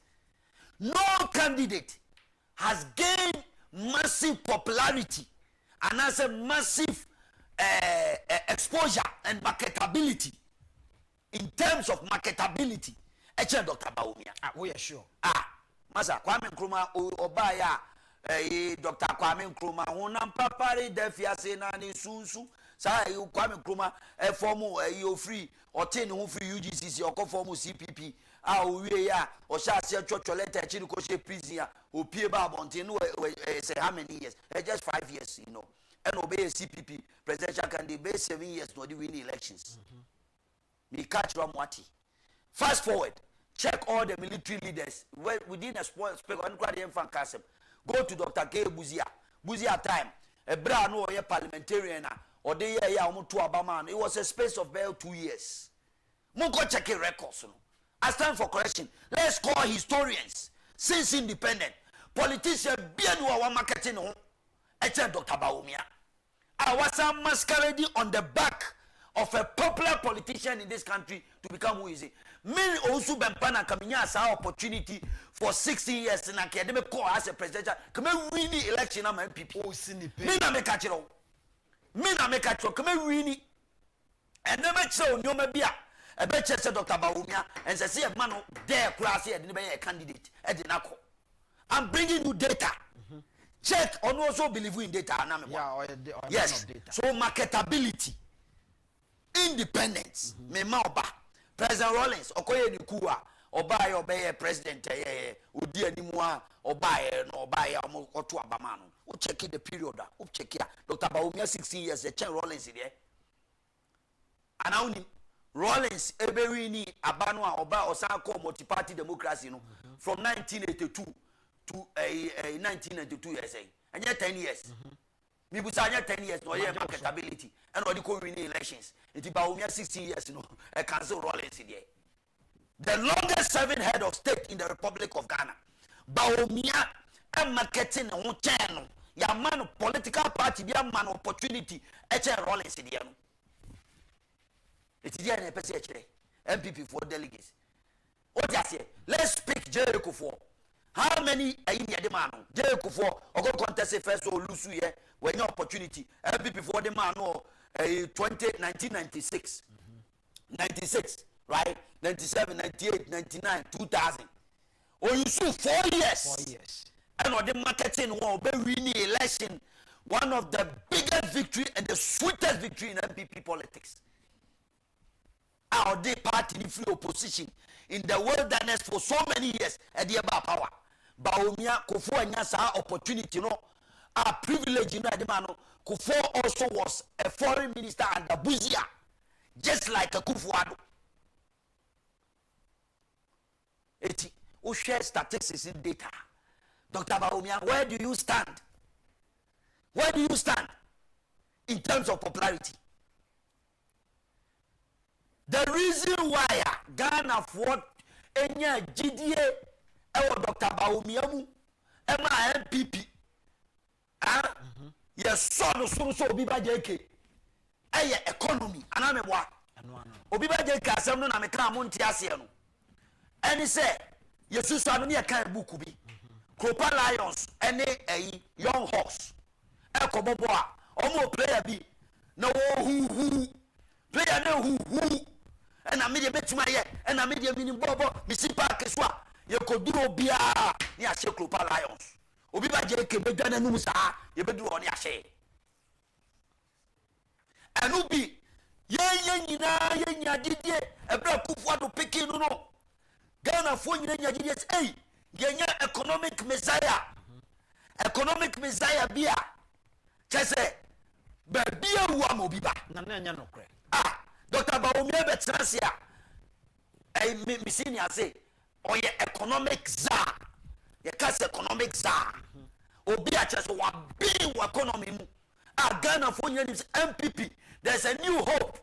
Akufo-addo Simon Trance, Dr. Baumia Beso economy anymore, or Betty Chirenyoma. We are talking about credibility. So if you choose a candidate, not consistently, he's flip-flopping. Flip-flop. Americans would say they can never trust a flip-flop politician. A politician who can look into your eyes and say something, and the next day he will say something totally different from what he said. And he's saying, Dr. Baumia was touting himself as economic messiah. Meboa. Exactly. Your opposition. A lecture and a papa we are Ghana for. Lecture bang and one Ghana for. Me busao. Anytime a misa or quiet to the sense of the 22-46 questions come out and misata. It was 72 questions. I just say I'm for Ubi by JK what bang dodo. Economy or transit or papa no senia basasa no. Na Ghana for nya. Listen, I'm not talking because of you. Let's look at the crystal ball on the eyes of credibility. After Obiba JK Bana Yedwabe Vice President, head of economic management team. Now MPP are two about you say flag bearer. Deal with the economy. Deal with the economy. Yanko Obiba Yanko. After the papa Ghanaian for economy home. Eko digita. Ojane. Then Ghanaians started looking at their shoulders. What is happening here? Businessmen to call me Owusu Bempah. Samutimi masidi no back for me winning elections. Obiba JK Jina Center or Bob Midfield or Botu Ampahusia. Hey, businessman beat me friend so Owusu Bempah. Economy no sidi ne da saying. Timotimi man back for me ko ambe winning elections. From ya who be biara. Eti Ghana for che papa anymore. They cannot trust him. And it's a fact. Sanity. Oh, I have met me see, I won't lie about it for anything. God is my witness. No averagely, no wonder akufo-addo base 6.7. Ghanaians know one thing about akufo-addo, that his yes is his yes. Okaze akufo-addo reshuffle me nye mo pa mo nye de mbe obi anim. He's so predictable. Ghanaians cannot predict Dr. Bawumia. They cannot predict him. That is why this abysmal performance also one of the key factors, economic flip-flop. Digitalization and the economy now. Why not here? Who understand this? And you presented this to the people of Ghana. Near to Kroman on one so a chisi, till you look into the camera. Vice President of the Republic of Ghana. Yaba presidency. Yaba elections. Utmi nya kukudro bejina Ghana for him say. What you see no dollar no. Edi unlocking no the key na koma IGP. Oh Dr. Bawumia, I don't know oko cancer. I don't know utmi high MPP. What high yo? Sasa no kan what high. And they ye be dead to ko yi ho and na me can be before me tiase wo so watch city businessman no hwe wa oh already me see eye me nwanwa sasa mo me see me re ho me kan amafo fi se bia me didi a me re ho ma Ghana me re ho ma MPP ultimi kase watch city dollar no edi one lucky key no edi city no you know safwana koma IGP dampare we are saying CD na tepraka CD no edi mirikati say waduru ahani Burkina Faso 18 point something point 9 anyamu na mamwa wa akufo-addo nyamu na hano igidi odi she omu nyina wa hano serious na make a jono enye joko ene what credibility no wa Ghana for betima begina Ghana for anim say an MPP for anim say yemfa nkonkoton die na okoton ubechi CD no biom anase die na Dr. Bawumia beye o me kan kire ene udina Ghana ina ka che mama say he is the most incompetent man. Incompetent mama na me osu Bempah ma so obi ba je kesi mama ya incompetent o na me di radio so incompetent mama incompetent who akabi and nobody my friend mama incompetence pay what is going on ese kai mutala mu ye no a ko mama o se ko bu nkotodwe pa mama cho because when you dey nyina astray you wanna say mama you incompetent no timi nchi cedi dollar no adwane one mismanage the economy meboa it is any power we yan sanfane nko biem bibusa ono ankasa di krom northern region ye repeat ye be say repeat ni biem Dr. Bawumia be catch Ghana for nyina ni me amete me confident amenya ya be dey campaign amenia bre e catch Ghana for nyina ni say ye did not but the first Muslim leader and a northern leader of Danko Buzia tradition. Or Yakremuni, first time. 2. Of Islam Fedo. Number 2. Etienne Obiba Obetri vote to Amaye. A same vote. Ya kwa jina di ebua. On one kasa ko jina baby kai. Say a same vote you now Obetri ni na di Amaye. Meboa. Any Muslim votes. Nene data no Dr. Bawumia, what is the data in the northern region? Is it true that one kasa also data di? What happened to the northern votes? Dr. Bawumia, you believe in the data, so let's deal with the data. Be honest to yourself and show us that you have a little bit credibility in you. How come you led us in astray? Say MPP party ni eniwachi na nkotwi sremu vote mre ya okoya when you're 0 in 30 polling stations, make dream one. Lewen was I can't think far.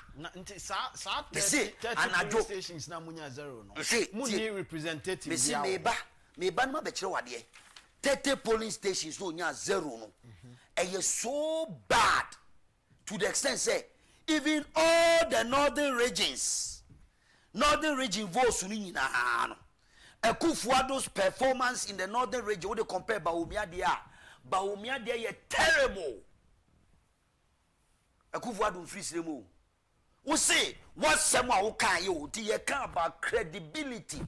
Can Dr. Bawumia pass the credibility test? Can he? MPP delegates, I'm looking into your eyes. Can he pass the credibility? Northern region, Akufo-addo, 2020, onya 409,963 votes. Dr. Bawumia, the most marketable 16 years political experience awenye nyinano. Odiya koye no, onya 370,928. What tie vote no so 23,000 of Frisremo Akufo-addo Frisrem. What abekache se semfo to abama. Na ye to abade a MPP wo de ebekọ ami akwa ko wini ene go on figures de go mo hwe. Savannah region. What you say? Savannah region Akufo-addo nya 80,605 figures. Dr. Bawumia, you are watching your own figures. No Owusu Bempah na ebo ni trim. What you say? Unya 56,774. You vote to no so 11,000. Dr. Bawumia. Upper East region Akufo-addo, your political mentor, unya 170,340 fellow delegates. Mun share the figures. The man believe in data. Mun share the figures. Now Mufanjachi said this man should be given a second chance or not. What you say? Akufo-addo, upper East, upper West region, 100 important. Onya 121,230. Dr. Bawumia enya 89,906. You vote to no so 31,000. Now me bibi, what do you mean you have figures in the down? Dr. Bawumia, what the Akufo-addo votes on Yano 2020 total votes no 2020 Akufo-addo nya 880 compared to Dr. Bawumia 759,108. Not just say ye 145,772 no a Dr. Bawumia.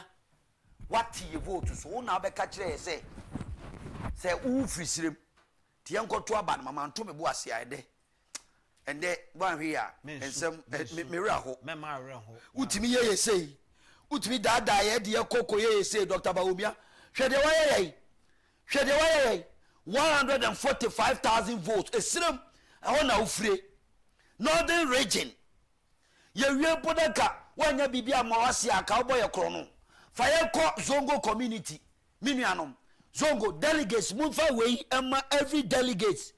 Why should we repeat Dr. Bawumia again? Why? They should give us a reason why. Minua, these are figures and your lies.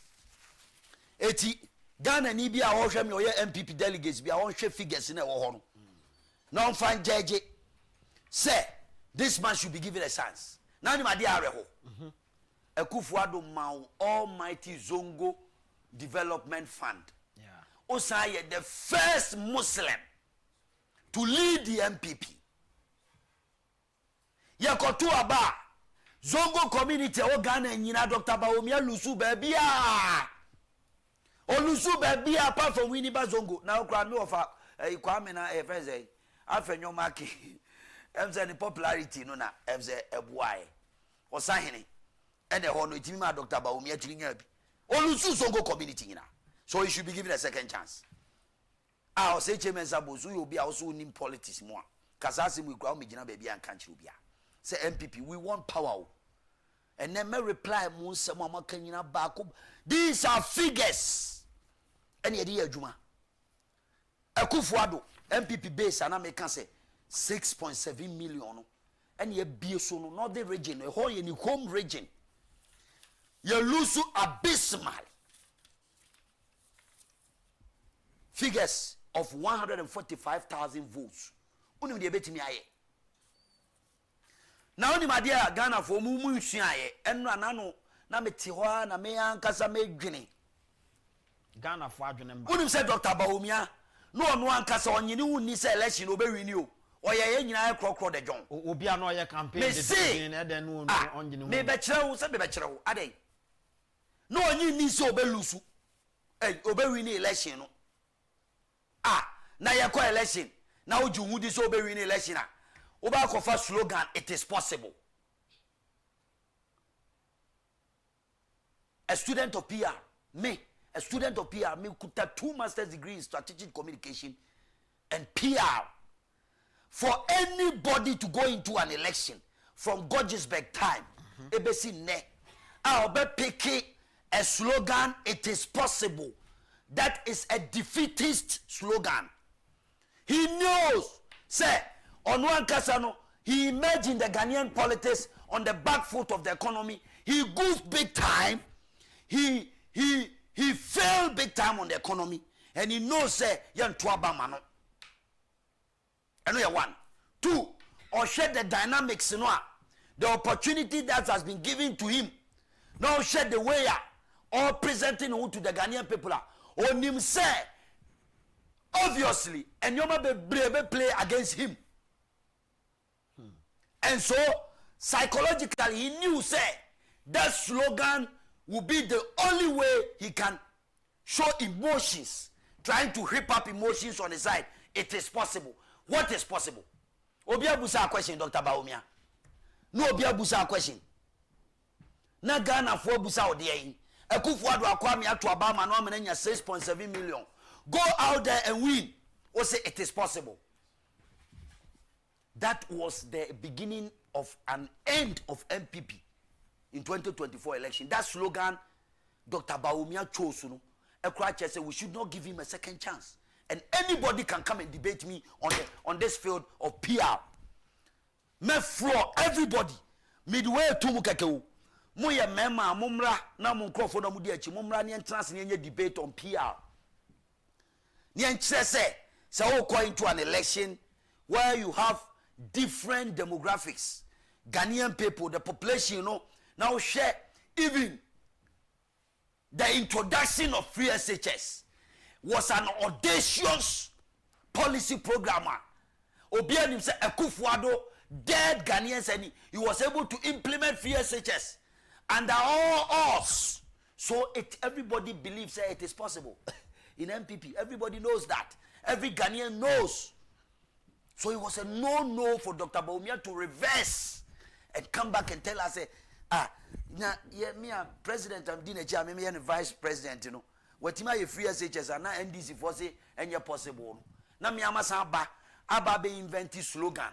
Na masaka say it is possible. Are you getting it? Are you getting me? That was a defeatist slogan. Sloganer, no wonder we lost so miserably because me a youth. Na say me a youth. Na say me contest elections. Me a youth. Na say me contest me show as a presidential candidate. Now contest election. Now be catch them say it is possible. It is possible. What is possible? It is possible. What is possible? A Muslim. What is possible? A Christian country. So it means that he knew say losing is possible. Oh, there be. Or it is possible that a Muslim cannot be president of Ghana. One kasawa answer. Also me and tribalism. So you have now unim say definitely Yeah, the Kramoni be di Ghana MPP anima enya possible. And now we say possible ana. Was it a jargon? What was he trying to tell us? That he knows that it is impossible for him, Dr. Bawumia, coming from the north, say, on one is so it is possible. What was possible? What was he trying to tell the Ghanaian people?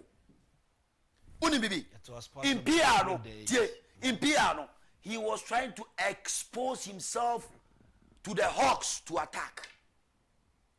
He was psychologically playing something on the minds of the electorates. Say, they should not go and vote for that candidate. That was the message, plain and simple. na Dr. Bawumia so o see ma second chance pa MPP for mu tie me ye o see ma ne second chance sa nyina na ne yakoto aba una unti obi ena Muhammad ne first message bae wo say enkokọ nketenkete na MPP for nyina so ne CDM yeah Mrs. Social Media amanfo so pa Mahama a message be ni Dr. Bawumia ni message odeba it is possible audacious say obi ba JK mu first year no mame na me driver no me a mate me atwi na Mahama gina o na say Dr. Bawumia enkokọ nketenkete pa message we etime defeat wa he la ila enya dia ibetima repeat you for enkokọ nketenkete the most poorest political message in the history of Ghanaian politics.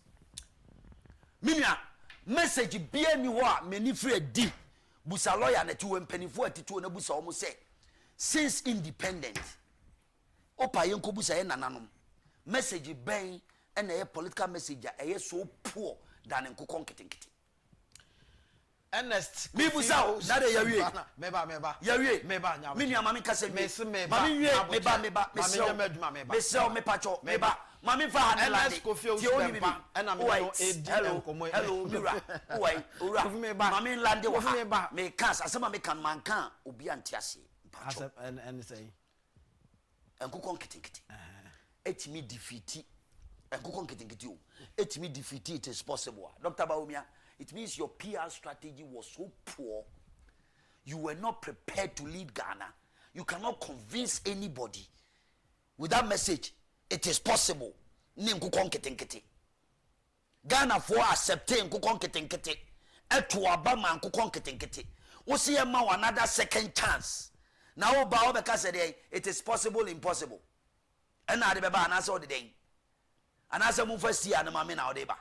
Dia na deba wagistia no ma besia asema me kai minua fa kwa adwendwene mu ne entase ne sa besepa ni koni na haban ye entase ne se abesepa ni koni na haban se John Mahama etimi ka se nkokọ nketenkete woji akokọ ba ko no tukosua na de na ye ni enyina ye dad form so everybody was laughing because me ko me kura se agogo na bi buza na Mahama zo be ye nkokọ nya bi ne ye wa hai na obi ada form. Senkukon ketenkete message. Etimi winning elections over Bawumia. Somebody who has been so marketable. Yesha say marketing na Mahama so that obey politics so obey president of Ghana how. Etimi winning elections abysmally. Ama akufo-addo base ayekura 6.7 million. What ma tiso about 4.6. Who see some second chance? Walai. No second chance. Say yeah, points no near figures no. Yeah, ko ya nimu no. Ernest me ba ma me nya we na to aso. Okay, odi Heart Builders Real Estate nkomo na me ne edi. Abusua se asase anase efie na wo part of their Heart Builders Real Estate. Ye won sase e wo Shire Hills, ye won sase e wo Ningo Pram.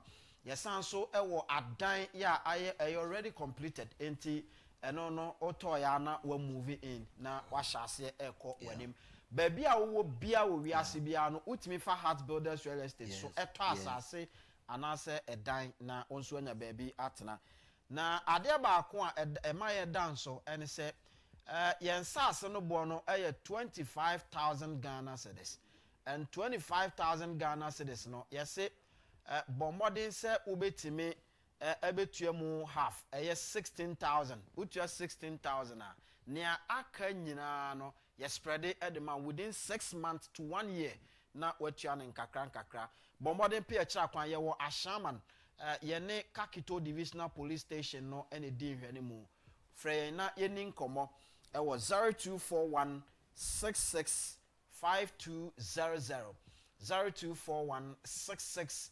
5200 na one Heart Builders Real Estate ending komo tabia takum enso ye memedru na ho mfaso de eye ma na enya eye edru a eboa ye papa ama bibia eko nanim se wo ye bema bebia ton adru bia do ani kira so pe tabia takum won sabetimi akabi de yan se obe hya se atafre ebedru anwumre na bibia adadin obejo point ema bibia e kama na wo a wo pe bia tu aton ama won su sika ba ho no frɛn ni eni nkomo e wo 0243 686861 0243 686861 na woni yen eni nkomo maka kyerɛ sɛ mo a mo wo fie ya mo si munya adwuma nye no sɛ wo yo bi a wo ye marketer anase wasua anything in about marketing a bomode adwuma pai enti so kɔ hwe bi na ye adwuma kɛse pa wo Ghana ha ya wo no so bɔ no moden pa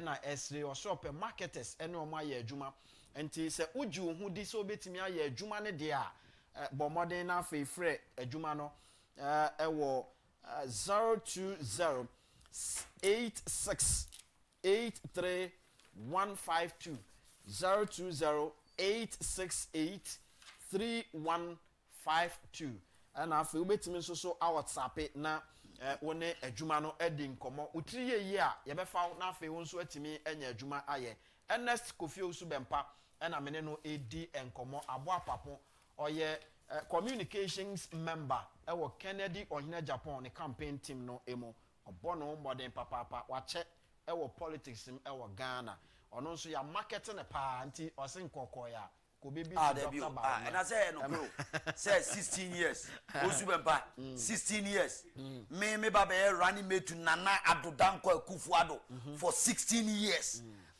na me say baba vice president na mo de me kwa mi wini di asem na aka me dia titima che obi ba jeke di asem na aka to aso ne enko na oni ma de ba kon so a omde na mo omuka esi debunk that fallacy and saying Kennedy Agyapong ne constituency kura onya say ne constituency kura no ojaye no olusu otimi e ma ne constituency Osei chairman Sabosu Busa Ose Dr. Bawumia was the candidate for the MPP Asin Central. Dr. Bawumia nya saying Mahama defeating Asin Central.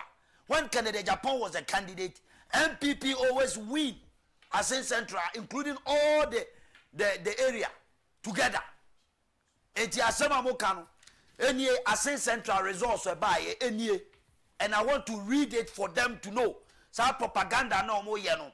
Emfa baby a Kennedy Agyapong Agyapong any one. Jomama nya 16,011 votes, representing 50.46%.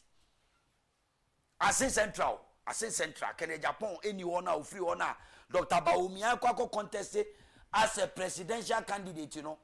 Jomama bu Dr. Bawumia fem from wasin of no muka no makaka ho. Mo ka no maka Osei chairman say one on crop for mo ka no makaka ho. Dr. Bawumia nya 13,139, representing 47.71%. Now guys say ya uru yenim kosoro. And cow down one on Americano. It's like everything good, let's put it at the doorstep of Dr. Bawumia. To the extent that akufo-addo a pupu obo nesu and there was the sukachi akufo-addo a pupu obo nesu nana sebi why a papa no na sebi say na nke ye dia beden kwa ye ni sumna so akufo-addo de enka Dr. Bawumia akufo-addo eto kabo wan ka se ka de nwira fita na da na se asantefo bekese pa na mebu a kire wo akufo-addo oti ase ko to kabo wa ka se ka de nwira fita na da na se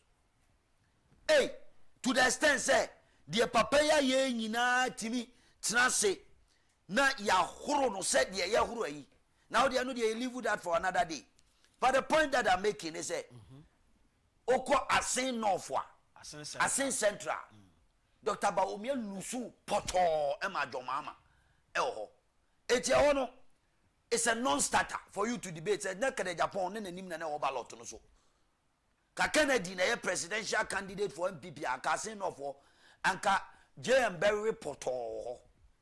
And it's a fact, and I can tell you for a fact. What you say? Eti sa propaganda na omde nam kurase se omati esi Ashanti region. Na me busa se sa rules no a omashe o party ni mu na omo say man crofobia nkasa ye ntwam ye mie opi nomination a Osei chairman Sabosu. What you say? What dia animu a Sabio, oh, yeah, election, now do Osei chairman Sambusu do an imqua Ashanti region. Said your delegates in the war full Ashanti region. Grassroot person, no. Mena, would you only me say Osei chairman Sambusu is the most unpopular politician in Ashanti region? Mena me catch you.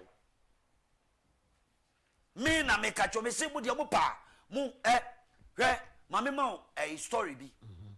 A bra Dr. Baumia TC Ashanti region, the first stop on it. Kennedy upon a course for me magazine. I was with Kennedy Japan, so me come a cheer me huda.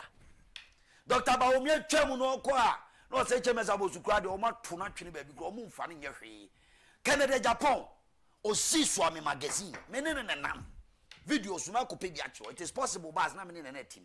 Meaning the only person I'm Kennedy Japan nam. Nippane be penalty tinning nam. That I'm not who was Chairman Sabu, who I do constituency. Obaya oduru honu man ojane there was a time 2020 yeah come kopena bunu e wo swami Chairman Wontumi be di madanse a me ni Chairman Wontumi your popularity and the save Osei Chairman Sabusu me duru hono omuso mu penani mu ahwe Chairman Wontumi frem se me na me kasa first ansa na obi akasa e na omde ne fa apono na chi na omde ni dwane koe. Oh, so you're popular. Osei Chairman Sabusu. I will lead campaign him. I will do Ashanti region. Who base to Ashanti region? Ashanti region one animal. Swami for a bow to Swami. Who say now you're popular Ashanti region? As my make a missing Yanko Pone Dimi dancing.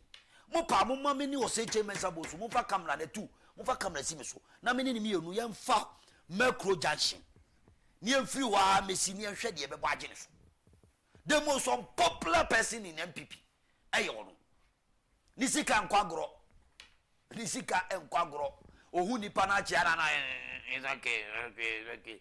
Your Quanas was Swanyan said, we are seeing Nadia Bonechi so the fruit ya. Sanot here, Quanas was so we are seeing Yansena, the Bonechi, so the fruit ya. Namia me yasemi mammy di chimens and also di chimens. And I am me, mammy, son of mammy.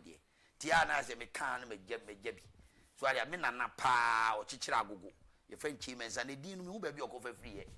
Sardine, make him pa because Chimens, there's only one Chimens in Ghana. I am Yamin and not Chimens, Sardine, who baby of free. To marry him, oh, baby of a dean free. Pa, marry. You are none of me, Nisha Wontumi Busano.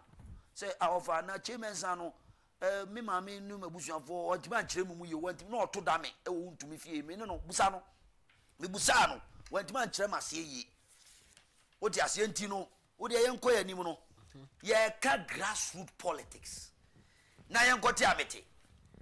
And then Kwalabi, sorry, no more Kasa.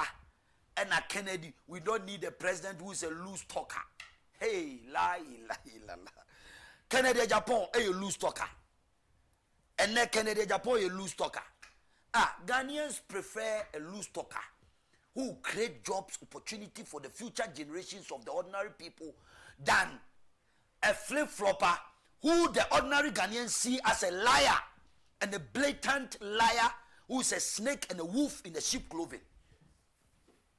Ghanaians who prefer somebody who will insult them and give them job and give them a better life than somebody who will lie in front of the Ghanaian people and eventually lead them into an abyss. We are the grassroots people. More than a munim. More munim day. Kennedy Agyapong. Wajina konson swa to coach a manson to me be a pie gusisi ni kwabra futrim. Mo anyi na ye. Na kofuko treta aba hono or the aba ko ba na number man mo piaf.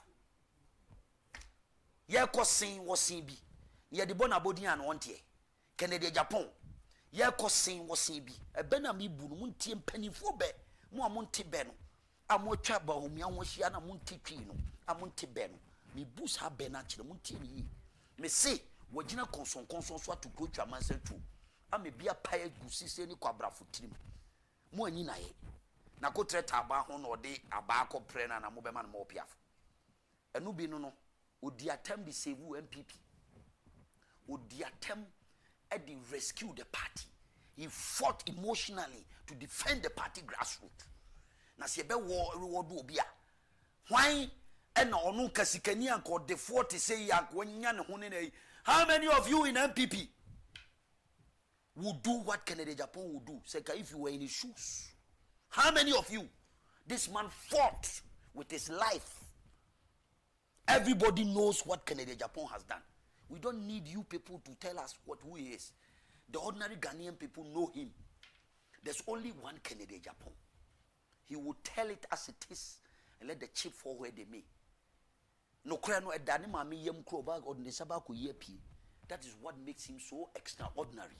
And it's this generation, this point in time, Ghanaians need a savior like Kennedy Agyapong. Eti mo dia mo yan mo di agro. Ghana fo ni nanim, delegacy no munim. E bra to bro na bre. Na brante mimi hu bi kura me hu bebre. Mi hu ya no, me hu bebre. Loose talker. Defending the party, say party full soldiers are home defending ebra mi Owusu Bempah ko kasa o Tech FM na ya chi ma she ho independent day na NDC form na ntekuta nkonti ma ba be chi me na invisible forces for abeyi ya free studio ho akanyame nko ake yes keep it alive na ya ba power 6 months down the line yes enim wo na Kennedy Agyapong sorry akana dwuna kire ni party fo nyina wo so you loose talker who stood for the grassroots. Hey, it's MPP no say you die for anything again. We don't die for anything. Na me Owusu Bempah me am tie me koka bia e na wo ye na nanom na chichiri e na my council is o ma jai ka. Me chire o mo ba bia me furu ma chem. O ma jai sanse hu e ka. Ne ye ka chire o ma mo mate ase. Kennedy Agyapong me see ba bia me duru bia no. Enye ese magic. Kennedy Agyapong sunsum no a MPP for samanfo J buzi anom any JB danko anom any one more the foreign heroes ni nyina omo sunsum nyina beta Kennedy Agyapong ahemfo empanifo atotwo wuro mo Ghana ha Owusu Bempah yiri hu na ye de leader ayenya oti ase leader ye hia no a any Kennedy Agyapong at this point in time. Na mo sorry ye kawodo leader ye koto aba na ye to aba wie na wo ye parliamentarian kra na wo MPP na wo support Dr. Bawumia na wo nim de wo yo ya koto aba wie ya bobo elections utie ya koto aba wie ya bobo elections se me parliamentarian me wo twen beri ate me resource nya mai Dr. Bawumia cha ne dia wo lose support no abe consider defeat. No are you back some? What kind of a leader is this? MPP, do you want to go into this? Akufo-addo check records. Go back. When Akufo first 1996 solution election, he didn't come out 48 hours to concede defeat. They waited for after 72 hours to see, sir, no leader. You bring your people along with you. You shepherd the people around with you.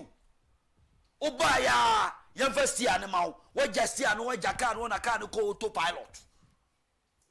University amount, what just here, no, what Johnny Jay. And I care back what says him. What kind of a leader is this? Julius Caesar, I can't say me. A bra conspirators, you know. A koya.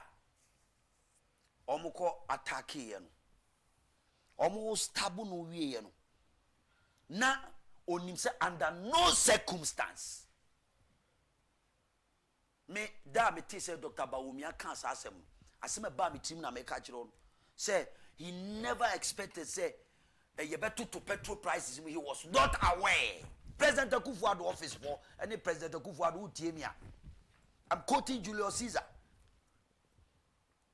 When he looked and Brutus stabbed him like this, or say, "Etu Brute, you too Brutus, you too Bawumia, somebody that I trust, at least expect you, delegates, at least expect you to come out and make such a statement against me, Akufo-Addo. Obi amede me ring na show mu, in leadership, one of the most dangerous characters and your own characteristics of a leader. Yes, how do we? A political mentor who picked you from nowhere, made you who at the deep blue ocean, you stab him in the back. Etu brute. I'm also quoting Julius Caesar again to those people around Baumia. That the delegates, Mark Antony can say, Osei, pardon me, that bleeding piece of earth, that are meek and gentle with these butchers. We are directing it to the likes of Osei and Owusu, who benefit on the largesse of Kennedy Agyapong.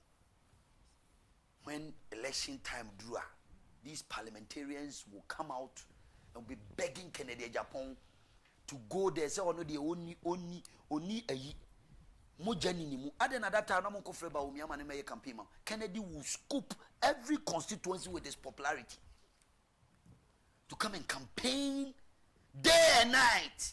They me carry the last time 2012. My friend on an necracy. Oh no, boy, me nam a bunkruku northern region somewhere campaigning. Pardon me, that bleeding piece of earth. Kennedy is meek and gentle with you. The time will come.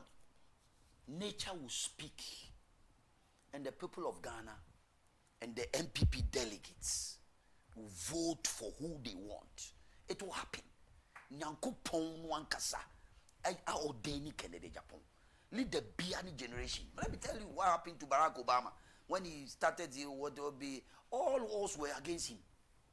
Everybody was vilified, including Donald Trump. Then America for anka. Papa we are rapists. Papa we are YSA. Papa we are the Kasafun. Papa we are on king. We be the president. To the extent say they took him to the cleaners. But the people of America and the Republicans took him on and made him their president. And yet they are all pet.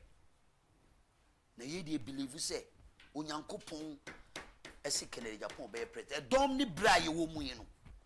Ghana for hia Kennedy Agyapong nye ono nye ne hia no. Ya nye ono ne hia ye o. Ye ne hia no. We need a president who will get up in the morning and change the psyche of Ghana. Ghana nyina ye psyche. Anytime the obi abeti se Kennedy Agyapong ye president no, the whole country will come into an attention. Psychologically. Yes. Hey papa wey. Me say me call by mami we say, hey papa wey. Say papa wey be president ya. Approach for any bribe bio na me da for. Police ni betima koje bribe. Kennedy Agyapong ye president a. Police ni betima je bribe. E o kroma. Kennedy Agyapong ye president a. And some fool be say minister of state. That's what I'm saying. Say, I am beginning to think, say, a lot of dishonest people are omu omayimua omu enye straight. They don't want Kennedy Agyapong to be president. Oh, Samu. Yes. We are corrupt. You can't come around Kennedy Agyapong. And I will say it and say it again. We are corrupt. We are dishonest. We are kanokre. We are flip flop. Untimini Kennedy Agyapong nye juma. Da me catch was one of the most honest person ameshia bako yesa mo boss amodate. Da me ka because ultimately Kennedy Agyapong aye juma for me see me nimu no from Nkola Brib. Ubetini papa we aye juma for 1 year no dia fe.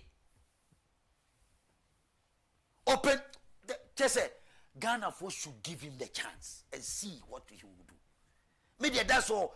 To get up in the morning and see Kennedy. That day I mean Kennedy Agyapong, you are sworn in as the president of Ghana. I will cry. So Ghana for the tears of joy. More MPP for Ghana for. And America say tears of joy, because that man has something in him to give to the people. I've said it.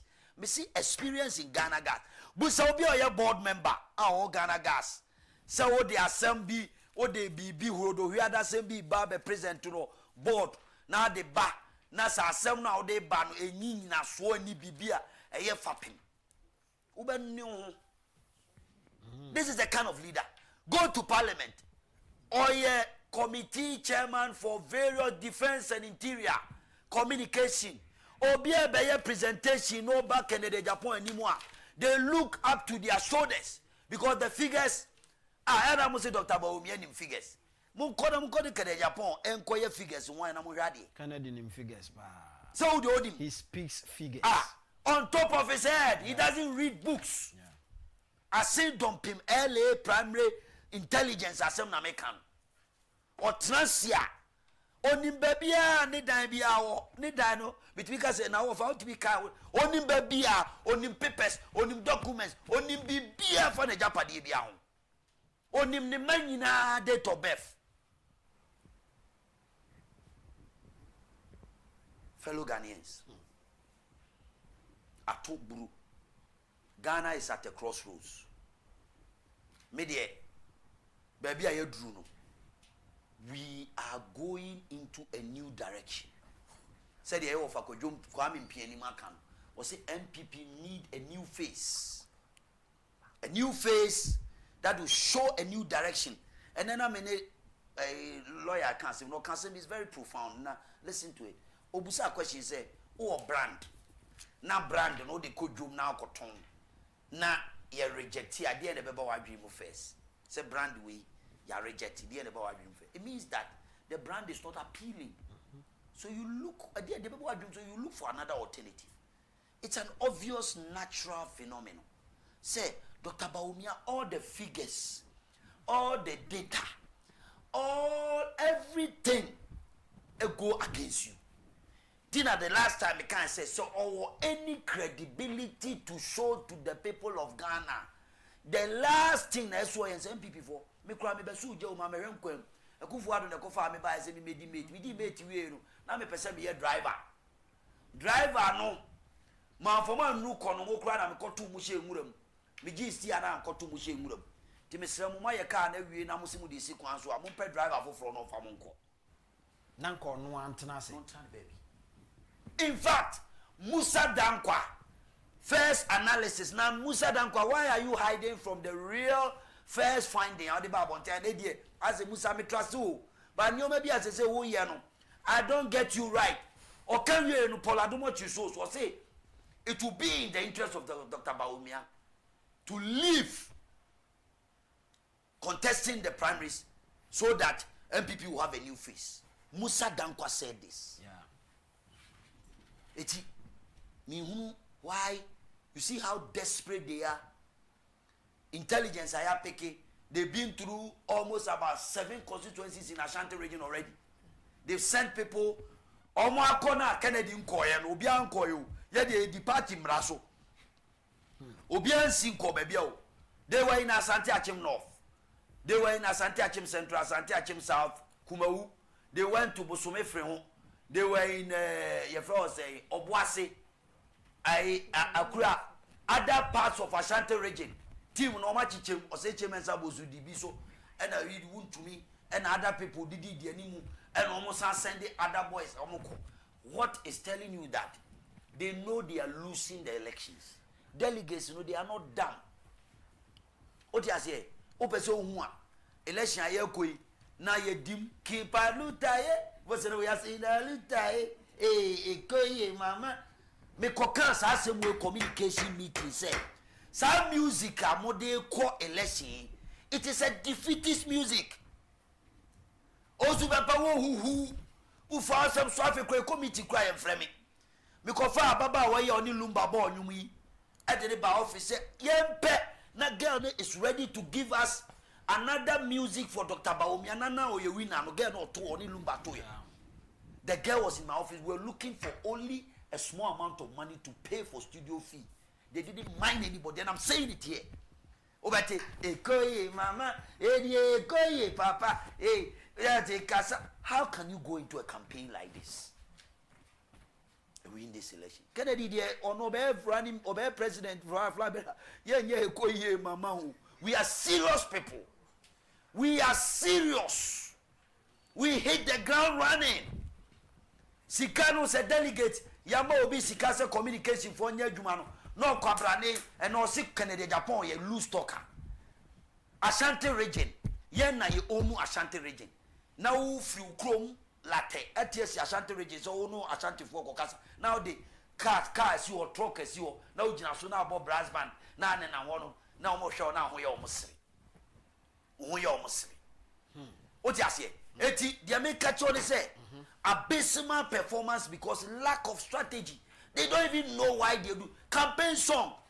Utmi Ghana chese koye ma me a businessman a seed in also one lucky seed in $1 no e dey ahye baby ama IGPI seed na tepraka we are be now e koye mama na wakache presidential candidate no osa na post di akire no mo osa na ye huru Ghana for ye huru omakoma ombeto atia rough. What you say? And this is what happened. Okay. Tien kasa na ye huru baby a e na sometimes omo keka nsem bia na omo ya mesere. Omo keka nsem bia na omo esere. Na ye nso e beka no kore no. No ma turn around. And Owusu Bempah. Oh, we say me. Some of us ye kasa e kra na ma Dr. Baumia. Sa na yi no. Ne 4.6 million onyae. Ki anka bia na ni mana Ghana kai na me ye no wan wana Government gomra Debio Ghana kai na me ye wan me hu ye enu ko atwe be 2.1 million votes ene wa ya de Dr. Baumia Ghana kai no me ye no atwe almost 2.1 million votes kene sa kanyame eni ho afofu ebra so se ye ko sabato we afio eja we afiba wa ye krado ya ode messages ahodo we what messages ahodo Govi omre no mi bi kakra na me ba why messages ahodo aba no sabato we afi atena se ya de ebrewo obapa edisei Mr. Inkum nyame adome ho ye pa bibia de ye o bibia ye kama ewia se Bempah ba se so adi je wo soro pa meni age se me hu no wa ha dia aka ne dia beka na echiri oh okay na nkofo bi bo abaso obi ba je ki be na boss ro ho sa no edru ho a ubi hu mate to asoma okay nse so me the YouTube and a shot see Agyapong Kwame say obi ba JK lost 199 constituency because Ghanaians were looking for Honorable Kennedy then. Where ye Ben Mensa or say Mr. Inkum more fire. I like that too. I like what you are doing, Papa. Black Soul say Mr. Inkum keep it up. Some people are bleeding.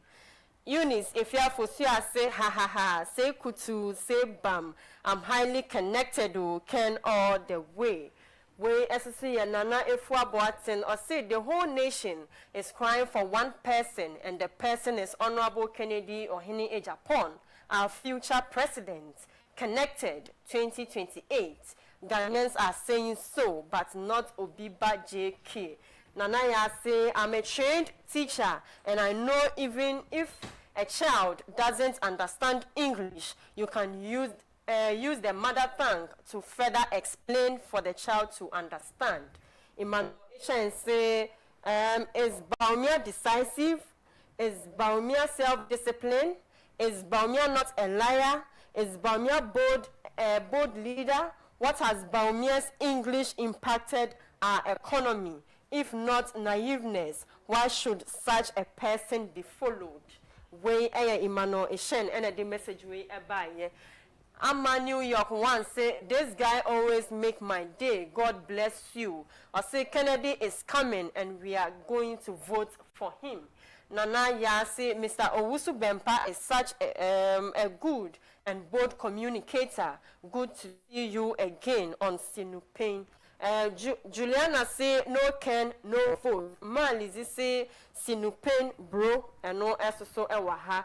JC say where we are as a nation, we only need His Excellency Kennedy Agyapong to change the destiny of this country, not a paper economist like Baulaya, aka Mr. Paul Lugudam. Arthur Stevens say no Ken, no vote. Comfort say good morning, Mr. Inkum. I'm connected from Toronto. I think Osei Mensa needs prayers because his words are more of do. Nanaya say Mr. Owusu Bempah is very factual of his analysis. Arthur Stevens said, bro, you are telling the truth. Keep it up.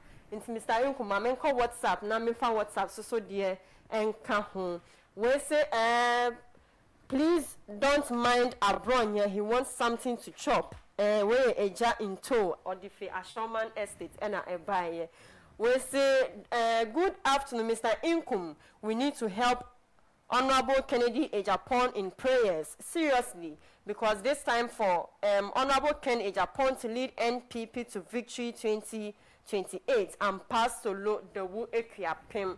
We say, Mr. Inkum, the NPP party was in opposition for 24 years when President Kufuor came and secured 39% in his first term.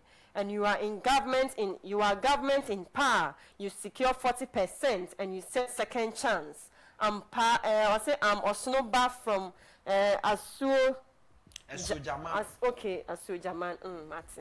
We say, please, Dr. Baumia, Mr. Boatin, Tema, I am advising you, if you will take it, don't contest for your own good. Your followers are disgracing you. Chairman Abronye and Abuaje look forward for 2036. That is a fact. God bless you, Mr. Host.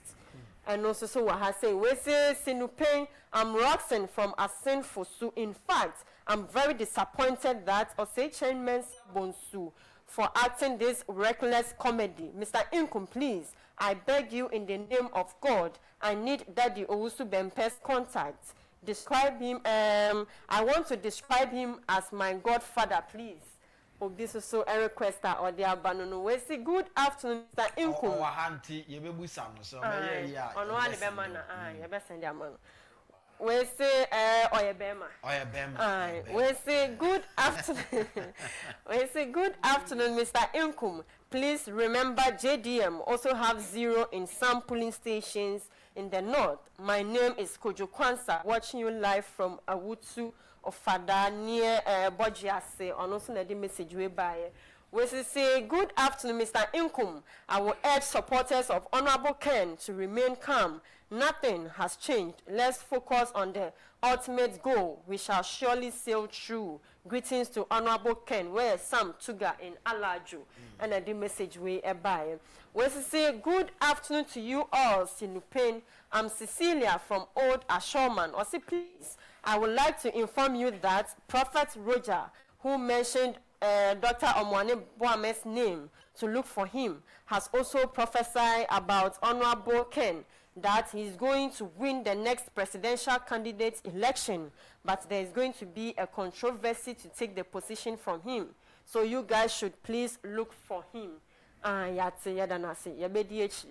We say, sir, Osei Chairman Sabonso misinterpreted the situation in Ascent Central during the primaries. The constituents of Ascent Central wanted brother, which is Eric Beidou, to succeed Honorable over brother, over Ken. However, President Akufo-addo and Vice President Baumia favored AJ Benin over brother.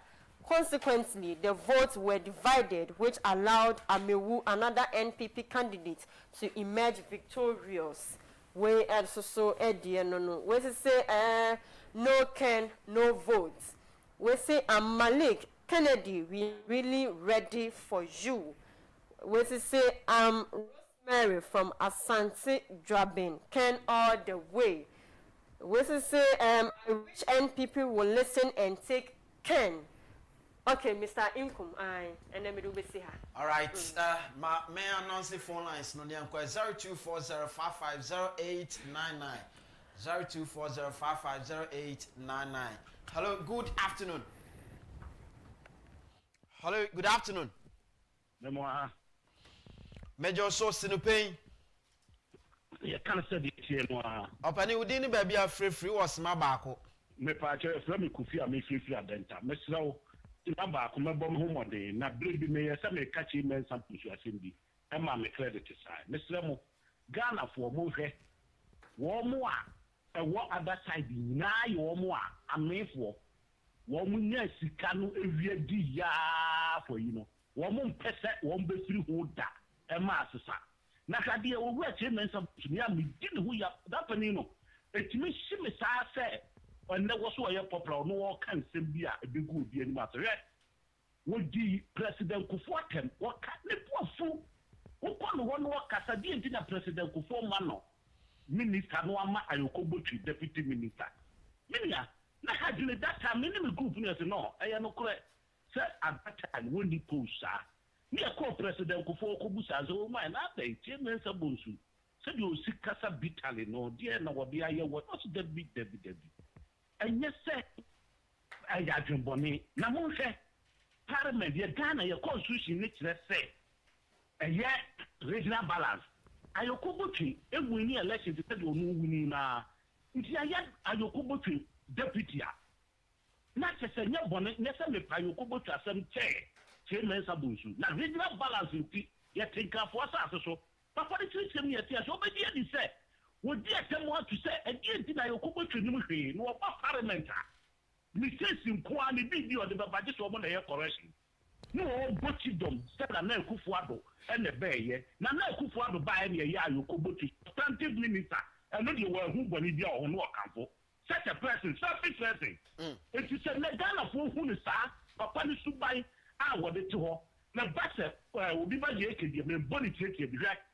What by the end, you say, Papa is see a two petrol muna with Nima, and for the end, glass at them. On fantasy a best friend say or your economic wizard and then I say for it. Me, you took a true 15 any ending of every month. So dollar cost dollar back from what I better so. Me now in say dollar the cost at that time to betum. Now for no you full your practice full deal regulation. Workers will nim say about petrol more. No on fantasy or your economy. All right. Jacofi mame na wase pacho mu save Jacofi number mame na ye ne no ebedi enkomo. Ma yento aso. Hello, good afternoon. Hello, good afternoon. Yes, Openi Apome. Mejo so sinupen. Openi yesremu. Enye ke de Japan de amon forget you. Enwa keke tina bai. Hello, good afternoon. Hello, good afternoon. Hello. Yes, sir. Sinupen. Hello.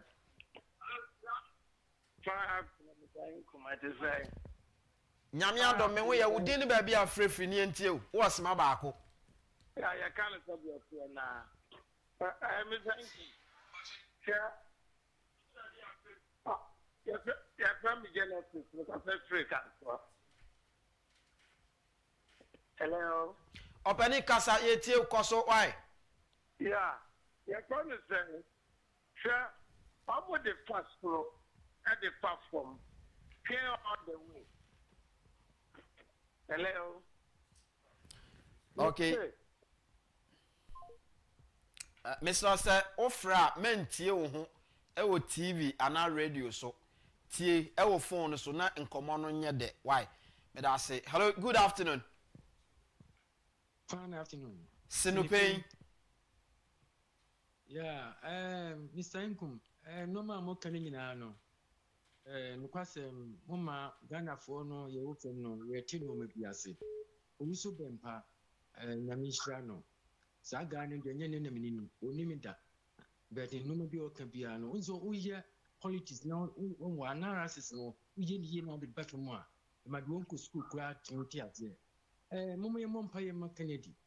Me a taxi driver. The moment I went from last when the Baumia a contest yen because me fa BNI nibi. I didn't coffee. And coffee will be some say about what me who say. I'm saying no question. Kennedy the month for ma and people belus. No timid did not say I. No busan, Minam Bisan and say, oh no, say I then. Nam say Kennedy will as a property to buffet one who certain. We seem to be a me friend bias when any car a seminal. Now, be a Kennedy. Oh no, say Baumia belly deep and Kennedy. Nam saying, dear, I'm here near Belus. Well, when you see no, one can be a businessman can be beauty, Ampa Yalusu. Sophia, a feminine Kennedy pa. And people for Mr. Momochen may you make my can, Medawasi. Medasi, hello, good afternoon. Hello. Yes, sir. Good afternoon. Afternoon. Sinupay. Afternoon. Afternoon. That's what you say. Opani men tie wo ho e radio ne TV ne so. Tie wo mobile phone ne so. Na enkomo ne nye de. Why? We yes na your time no ya ha adwen. Yes, good afternoon. Good afternoon. Sinupay. No clearing about it. Opani udi ne ba bia frefri ni entie o. Sema ba ko. Maybe say single make a free correctly. Ye tie o. Yo. Adamatini ejuma mo edebia honorable. And the matter WhatsApp message back when to me and can you clearly said opening honorable Kennedy. What me arriving from political ranks after and or the aqua presidency. You say about me. Already or to put in. And MPP man privilege. Say me running with no mayor president. At first, not for the Bank of Ghana. In the performance. Kennedy, you share leadership position, sir. You be a man of Ghana, from MPship. Okoda board so and Ghana gas which is the pattern of action. Defense what you have to say, not of performing and say, Obia can have them to 1 yard. It is a fear and I had a bigger position as here the man. No, and also all selling of no campa and you leadership politics no bit me a dear boo or minor. You ever said the grassroot nation. Uma ye mo de fa Kennedy nra na ye hwe isi an Kennedy do obey de mo wa communicator through ma kama wa che Grassroot nation kama wa che Kennedy do ti nti oba de mo no e be so ni kran e na wa ye mo obi anso ahu se ampa MPP apana nti ma presla okay me da say nyankopon enhira won so se watimase. Hello, good afternoon. Hello, good afternoon. Good afternoon. Sinupay. Where do you from me bright? Me kase frida kuman. Na me asem kakra me pese me kase. Honorable Kennedy Ohine Agyapong is what the people of Ghana is crying and screaming for. Honorable Kennedy Ohine Agyapong is what they want. That kind of leader now. Ebimo kase he's too complicated and the rest the Ghana force almost one insuone sa sisi anoma break into omu here a person be a character be to say Honorable Kennedy Ohine Agyapong to come and straighten up things in the new patriotic party and Ghana as a whole. Yeah, Papa Dr. Mahamudu Bawumia, we gave him the platform. He went to lose zeros in 30 police stations at his own zone. How do we expect to send such a person to another election? The people, the youth of Ghana is tired of this kind of leaders. They will not come and implement and do what they're supposed to do. That is why, Honorable Kennedy Ohine Agyapong. It's delegates almost Ghana in your best level. We are ready to vote for your Papa Honorable Kennedy Ohine Agyapong. That's it. My family last caller na yemfa enum fensia na yentwaso enko yenim. Hello, good afternoon. Hello. Amani. Honorable Kennedy Agyapong ani etwen. I'm okasa free. Bekata free adroma. Oh, okay. Yo, yate. Why? Bye. Bye. Yeah, that's it. Ma memfa enu fancy na fe yemra your time no eguswa echo na yem fancy. Now let me come back to the studio na mene ns Owusu Kofi Bempah and wrap it up na yenko yenim. Kofi wa wati course e bae. When messages are a buy any idea. Mammy, and he doesn't me. Me, ma, he doesn't me. You're too a barrier. se Ghana for Bekaya. Ye come Mujina and ye campaign ma Dr. Baumia, me Bempah, we me free money. Now, ye two abawi ya Owusu elections. And I'm the leadership style of Dr. Baumia. Me deputy communication director of a party. Mutie you. Deputy communication director of a party. Me say communication director of Ghana Gas. And this if when you be say you to abawi you on office apart many first person on me day. Omo rushes on Bempah office. Then they had macho men rushing into the offices of Ghana Gas looking for Owusu Bempah. It was on all over news, TV, and everything. The first person I mean call free was Honorable Kennedy Agyapong. Owusu Bempah, I want to say everything okay. Don't go to the Ghana Gas premises. Say. As my came in control that.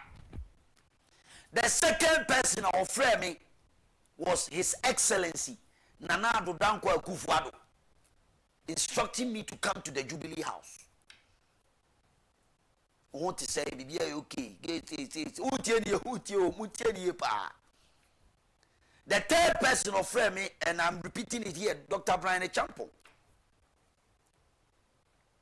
I want to say the same thing, including other MPP form. Dr. Baumia never pick up a call. Never. Say my name is Otamedia and I'm beginning I don't know. Say my name say no Otamedia, I don't know. He never pick up a call to say Minia, I want to say, and I said, yeah, are you safe or something? Never. This is the kind of leader that we are talking about. It is like Kamikodi China, ye yanko, Biba JK yanko, ye Naka Bibia, ye Bibo Utrima, Yabo Utrima for one di qua. This is the kind of leader that, and I'm talking to you, Dr. Baumia. When I was attacked at Ghana Gas, you never even pick up a phone. As soon as I'm TV so, Ghana Kai, wine, na me call radio so, na me hear chatting, na me nama, na me defend you, na ye can't say, near nama, radio so, TV so, every day. Nensua yira fa kremo ma de besia yira na fu bebe otizongo no bere. Mewi Ernest Owusu Kofi Bempah ena mene no edi enkomo Albert Asmani nso be ka me ho am ye de bre o. Enne eye Jerry ewo US enne eye ne birthday.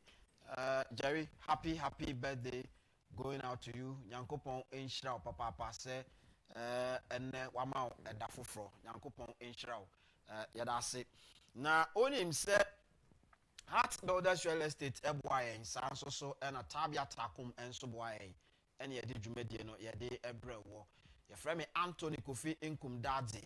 Nyankopon Yadma Echna, ye besamba, Nafi Yatwaso Aquanim, and ye shall see power no newo 50,000, but ye we no over 120 and ye de ewie.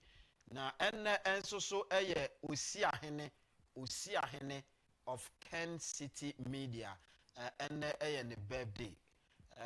Kofi Osei no. Osei Nyankopon shall not to quandem. Emma Bibianya Kama and Fama. Why? Yamin shall be brave. Lawyer Ewa Hanti Yaponwa Obehuma Bibia fight. Why? And one. Eti Nyankopon ya Dumechina. Yabesan Swaba na Yatwaso. Snipay, ya kind of senia. We are out.